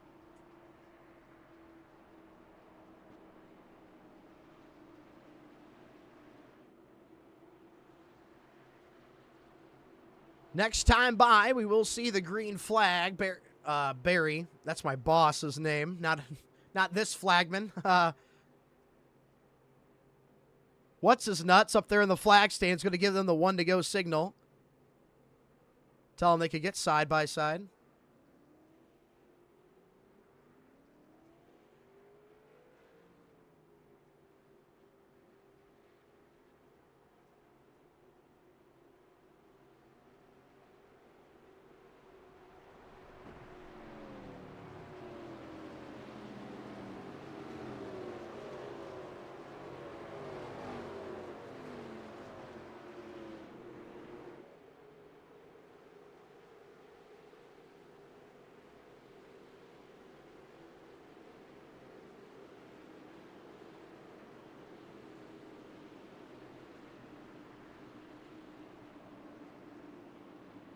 And here we go. When we take the green flag, we'll have 25 laps left in this race.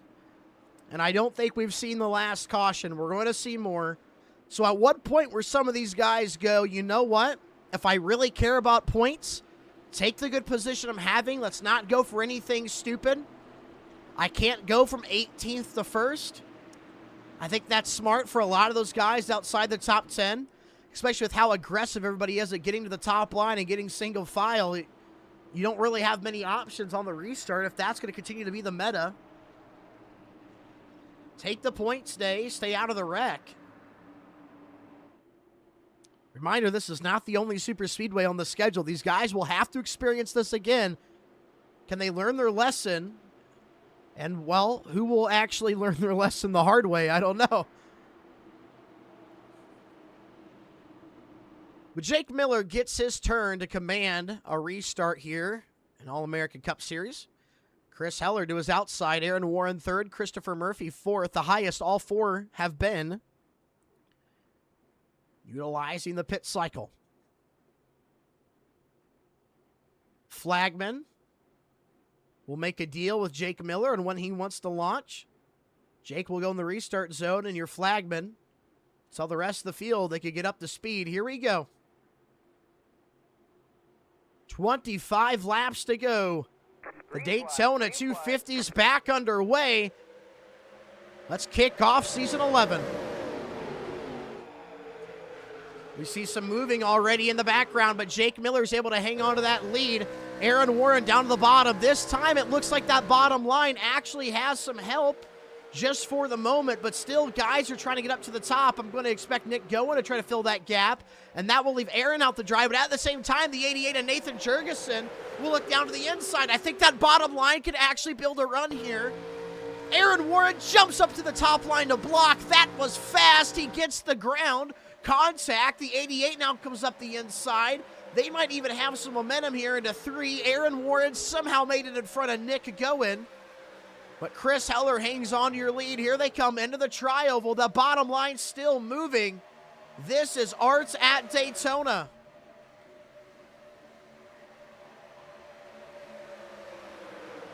Aaron Warren really wants to make a move on the 16. Here comes the 88. Will he time it perfect with the run from the bottom? No. The 88 of Nathan Jurgensen is just about there. He's trying to pull that bottom line along. With him is Lucas Strayer in the 23. And down the back straightaway, we still have a bottom line formed. It's not that strong. It's not that collected. But Nathan Jurgensen is just looking for an opportunity to get somewhere. Jake Miller still controls your race.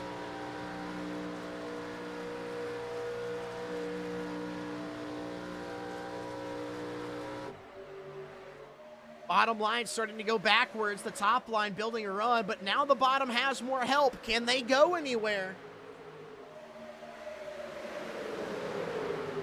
Casey Carrington will clear. Now it's the 18 of Josh Dillon's turn to clear. I think bye-bye to the bottom line. They had a good run. It was smart for Aaron Warren to bail when he did. It was tight, but he made it work, and now he settles out in third.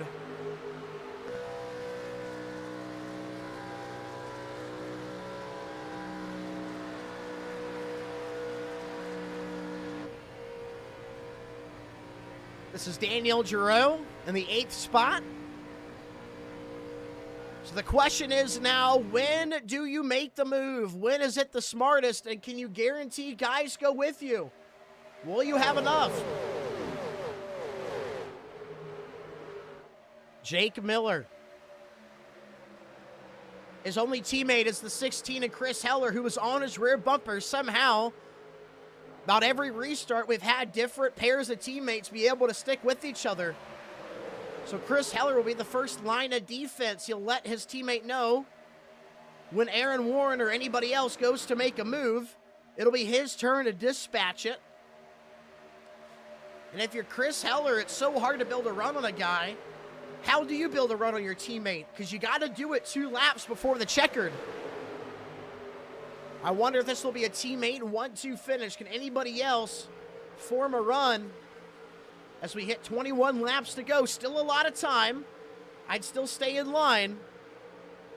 But how much time do you allow yourself to go for the move?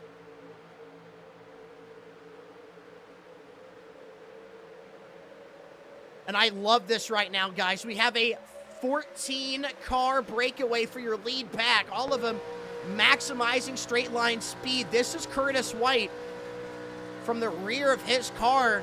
There's that other pack. They've already fallen off, and don't think they're going to build some enormous run late. They've taken themselves out of this race by not being as perfect as these front 14 cars. Jake Miller leads. Chris Heller, his teammate. Aaron Warren, a rookie. Nick Goen in 4th. Christopher Murphy 5th. League owner Casey Carrington in the 6th spot. Jake Hare out of line. Oh, comes across Luke Strayer, puts himself in the fence, and that's going to disrupt the entire second half of that front pack. And look at the ground they lose. On board Lucas Strayer, those cars are pulling away. Hurry, get reformed, try to rebuild a run. This is not good for you guys if you want a shot to win. This is not like any other stock car on a super speedway. You lose that ground, no matter how hard you push, it can be impossible to get it back. That's just the aerodynamics. And Lucas Strayer, who's in the 9th spot, may only be able to battle for as high as 9th. Don't know what happened with Jake Hare there. I think he got out of line. Somebody tried to fill a gap, and he made a late block. It wasn't a good block. He'll have to settle back in. This field needs to regroup if they want to catch Daniel Grau's draft. Lucas Strayer could probably just barely feel it, but if he has no help out back, he's not going to get there. I think right now, though, he is slowly closing in. I saw him get a 10th in the last 2 laps. And I think he's there. I think Lucas can start to get back close enough. Rear bumper of Daniel Grau. Yeah, there he is. Here comes Lucas. They're back in the fight. Great save out of that field to immediately get reorganized. And the original 14 cars have joined back in.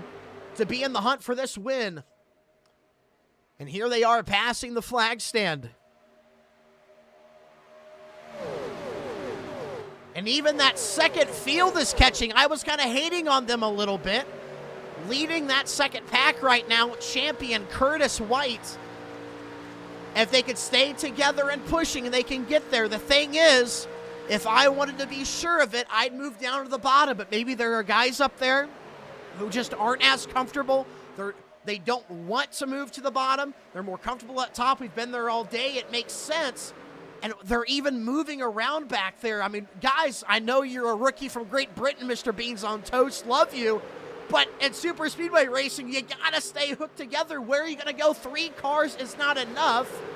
Your pole sitter, that's going to be Justin Thompson. 5 laps down is with them. The 31 of Drew Prowl gets out of shape. And look at the ground that you're going to lose because of it. But thankfully, Curtis White, your champ, has already closed in the gap. So now we go from having a 14-car pack, went to 9, back to right around 21 cars in the hunt for the win at Daytona. And we got a yellow flag wreck in the back. Trying to find exactly who was involved. There we go. I see Jared Ray Hutton in the 50. Elijah Cole again, the 65. Cannot catch a break, and I love it. iOverlay gives us 0 incident reports. We'll have to look at it the old-fashioned way, guys. We'll have to scrub backwards. All right, so we got Jared. All right, here we go. Check up on the top line. Jared checks up. The 14 car behind him is not lifting. Tries to go late middle and right hooks your pole sitter, who just got his damage fixed, although few laps down, 65 nowhere to go. That is the 14 car of Brad Delph. And we're going to grab that again. And like I said just before, we got to look at this the old-fashioned way. No incident report. But, I mean, okay, you're getting the run, check up middle. You don't want to lift, so you go low, but you miss the car you're trying to miss by hitting the guy below you. And I think that's just an unnecessary wreck that didn't need to happen. You take out 4 or 5 cars. I mean, the same mistakes we've seen all night long persisting. Man, I can't believe it.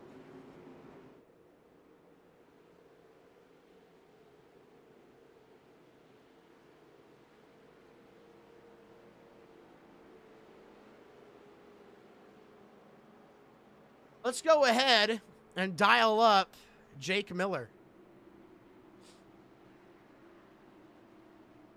Hey, Jake, Rowdy up in the booth. You got a copy?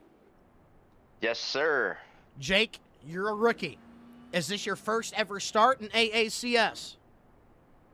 Yes, sir. Your first ever start, season 11 of the All-American Cup Series. You got a teammate behind you who's been here before, but you're leading the Daytona 250. Buddy, what do we got to do to hang on? Have you surprised yourself with getting this track position? And does the teammate in a Gen 4 Cup car behind you at a Super Speedway give you the confidence that you might come out of here the winner? I mean, yeah, honestly, I didn't expect to run up front. I'm not very good at plate tracks, and I think having a teammate out here with this draft package, I think it'll be really hard to beat as long as we can stay up here. Now, on these restarts, obviously you're feeding your teammate information on when you plan on launching, but that bottom line almost made a run. Are you going to start to be worried about it as we get later in this race? If we get more cautions, will you have to start blocking? Yeah, you're going to have to when it gets down to it. You know, we'll have 14 laps to go, so I think all bets are off at this point. All righty, Jake, I'm going to send you back down. Hang on to her. All right, thank you. We'll send him back down to the 25-11 racing call. Him and Chris Heller out there on track together. Aaron Warren in that third spot. No teammate around him. And what do you got to do if you're a rookie, nobody knows you, and you have no teammates around you? Well, we could, worry about it, or we could ask them. Let's do it. Aaron, this is Rowdy up in the booth. You got a copy? Yeah. Well, Aaron, you got no teammates around you. You got the rookie R next to your name, so nobody's going to trust you. If you want to win this race, what do you have to do knowing that you're the only one that could dictate success here? Well, it's like any other Daytona, Talladega type track. You just get in line and try to make your move at the appropriate time. You don't go too soon, too late. You have to buy your time. All righty, Aaron. I know there's a lot of people watching, cheering you on for the PAL side. I'm going to send you back down. Thank you, bud. Well, here we go. We're going to get the one-to-go signal. Cars are going to get side by side. Will it be for the last time? And we're getting close to the dying stages of this race. I think we are in the dying stages of this race, but how many more drivers will die? I think they're doing a good job of getting single file, but again, the issue that we had on lap 3 is the issue we had on lap 83. Guys not lifting and not being aware of where they're putting the car. And hopefully, we can have a nice, good, clean finish. I tell my guys in my league, I said, when we show up to our super speedway race, if we're going to wreck, it better be coming to the line. That's the only time I'm okay with you guys wrecking. But here we go, Jake Miller. Teammate Chris Heller. Aaron Warren, a rookie, all by himself. Nick Goen in the 4th spot. Christopher Murphy in the 5th spot. Casey Carrington 6th. Josh Dillon 7th. Daniel Giroux 8th. Lucas Strayer 9th. Zach Mirtez in 10th. Jake Kerr 11th. Curtis White 12th. Nathan Jurgensen 13th. Drew Prow 14th. Kyle Hall hanging on to your top 15. It's going to be one heck of a battle. 13 laps to go when we take the green flag.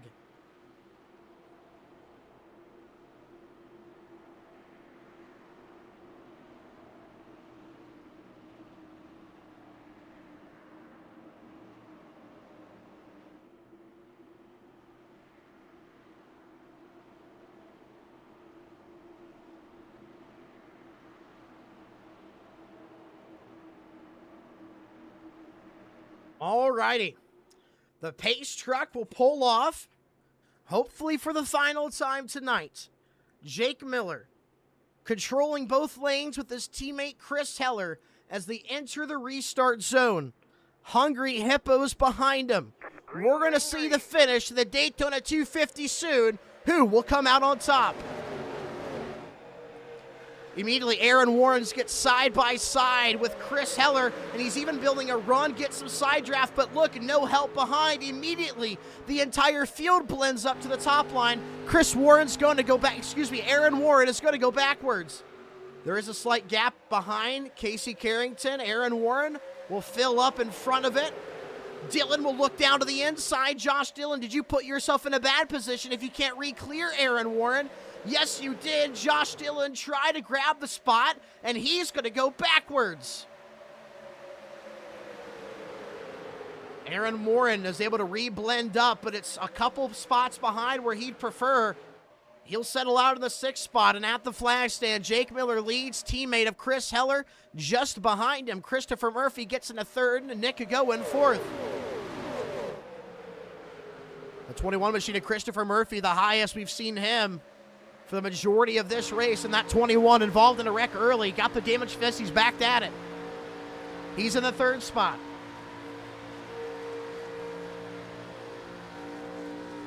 And I want you guys to have a little insight here. We got teammates Jake Miller, Chris Heller controlling the race. The next 2 spots, Christopher Murphy, Nick Goen, both of them are teammates. Then you got the solo run of Casey Carrington, Aaron Warren solo. Then it's the 92 of Daniel Giroux. A good mix-up of guys right now. Lucas Strayer, Kyle Hall, all solo. And now we got a big run to the bottom. Here comes the 21 with the help of his teammate. Big run to the bottom line with teammates all the way back. And here comes the 21 to the lead. Christopher Murphy will make the pass for the lead. Can he bring Nick Goen with him? Yes, he will. Both are going to get clear. Goen to the front with the 21. And now side-by-side racing, we got two lines fighting hard. Who will give? 3 wide just behind. Car sucked up in the middle, going backwards. Nick going with teammates Christopher Murphy pushing their way to the front, but a big run on the top line is going to bring the field back even, side by side for 10 laps to go. Jake Miller gets help from teammate Chris Heller to get him out a car length in front. Bottom line, doing everything they can to stay forward, but look at the separation behind Chris Goen. You got to look back to Josh Dillon. The 92 and the 9 jump out of line, go back to the top just as quick as the bottom line was formed. It falls away.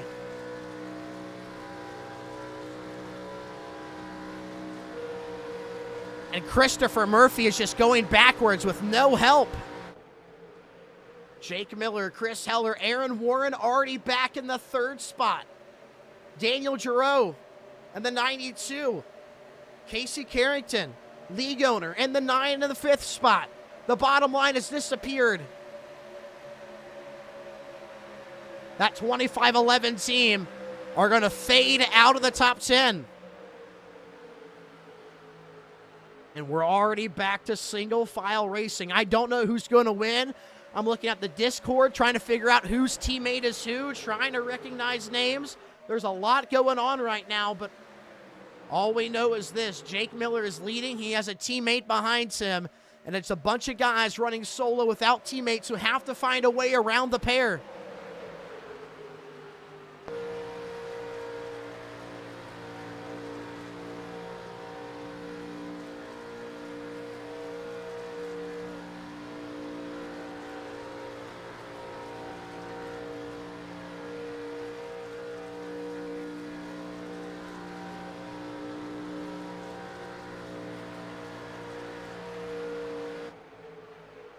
You could see that bottom line's trying to reform. You got to look all the way back to Zach Mertiz and the 0-2 trying to make something happen, but you just can't get the run. You don't have enough cars. You're not organized enough.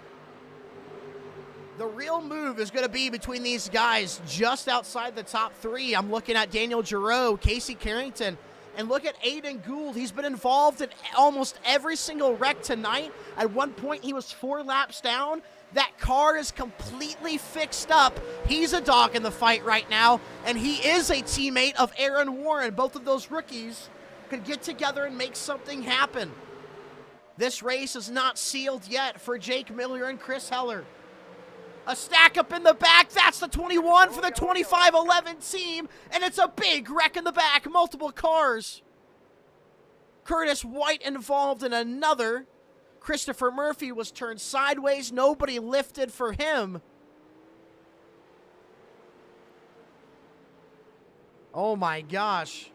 That was intense, and I love it, guys. iOverlay, once again, gives us no incident reports. We'll have to look at it the old-fashioned manual way. Starting all the way back on the 21 here. So you're going to see that top line have a stack up. It starts with Aiden Gould lifting.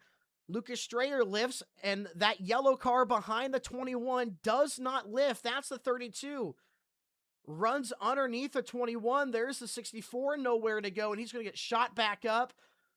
Mirtez checks up. Dylan doesn't. Noah doesn't. And it's just going to cause a big old wreck here.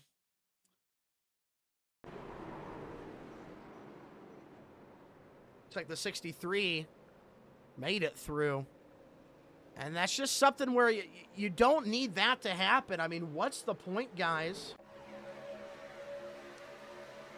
Just jump out of line if you think you're going to run over the guy. I mean, the 32 has plenty of room and plenty of time to decide if he wants to lift or not, but he runs into the back of the 21. Everybody else did a great job of checking up. The 19, the 23, the 21, they all did their job. 32 gets into the back of him, and you're just going to get a wreck here. More cars tore up.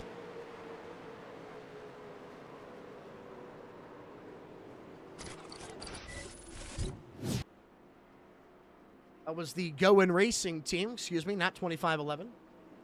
I don't know. I don't know these guys yet. Still figuring it out. First time in the Discord, guys. I don't even know who my Discord kitten is yet. I'm not even a moderator. But here we go, guys. We're going to be in dangerous territory with only a few laps left when we go green.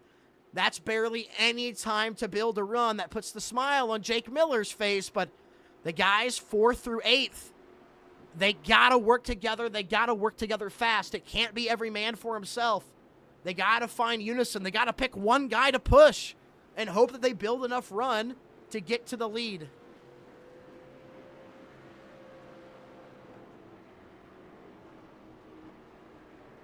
I would need clarifying on rules to know if there are green-white checkers or if it's old-school Gen 4 style of ending at regulation no matter what. But if we do the math, the next time by, they'll get the 1-to-go signal, which means they will be taking the green flag to start lap 98.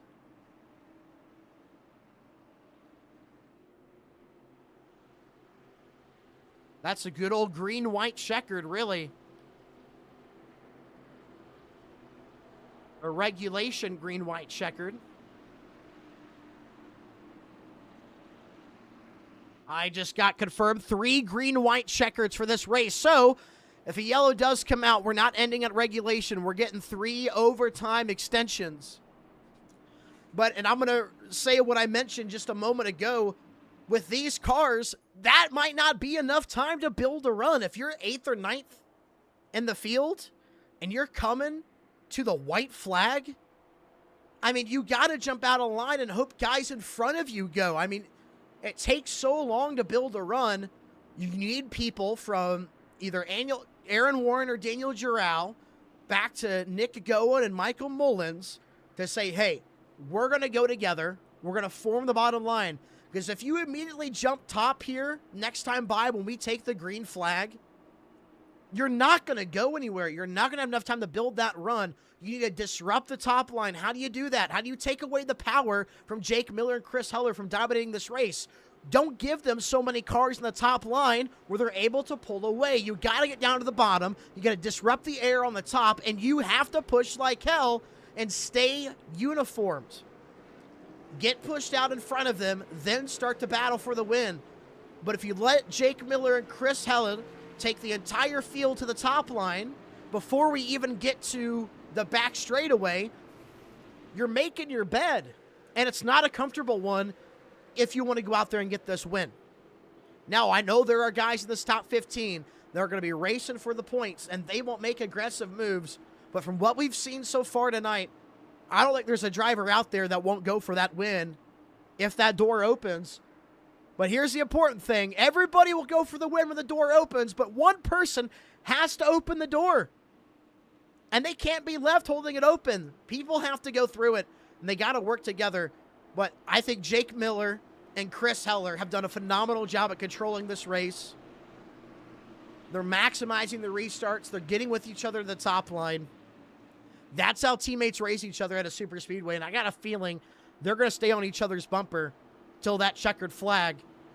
I just got to have that feeling. I mean, Aaron Warren, you got to get the guys behind you backed up and build that run. I mean, you got Lucas Strayer behind Casey Carrington.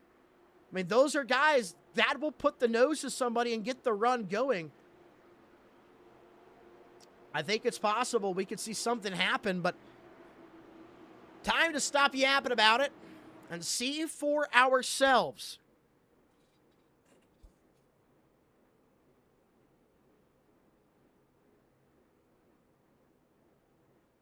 Looks like it will not be a green-white checkered. We'll have an extra lap on top of that. They're going to see the green flag. They're going to come back to 3 to go. Excuse me, they'll come back to 2 to go, then 1 to go. A little extra lap, extra time to make something happen. Jake Miller, Chris Heller, can they hang on to win this race? They've been in the best spot all night long. Can they get her done? Aaron Warren already trying to side draft. He can't get there, but here comes Casey Carrington. Big run to this rear bumper. Tries to give him a push, but look at them all already falling backwards. And Aaron Warren is going to get put 3 wide middle. Casey Carrington does not want to push. He does not want to wait. And there goes the bottom line. You cannot do that. If you want a shot to win, you just had to stay on him. Aaron wanted to stay middle. Casey Carrington goes low. And look at the breakaway you get now. And that top line has full control, which means Jake Miller and Chris Heller say and do what they want. 92 of Daniel Giroux has Aiden Gould behind him. Then it's the 5 of Nick Goen. At the flag stand, 2 laps to go. All single file. Chris Heller. He's not even backing up the guy behind him. He's making sure him and Jake Miller stay as far out as possible. This is from the nose of Aiden Gould. This is what he sees. He's 4th in line right now. I think he holds all the cars. If he goes low, Daniel needs to go with him. They can build the run. But if Aiden goes low and nobody goes with him, they will lose the race. Next time by, the flag will determine if we enter under green or we go to a green-white checkered. Out of turn 4, the field will see the white flag. No matter what, we're racing back to the line under green flag conditions. 1 lap to go in the Daytona 250. Last chance to make a move if you're going to go for this win.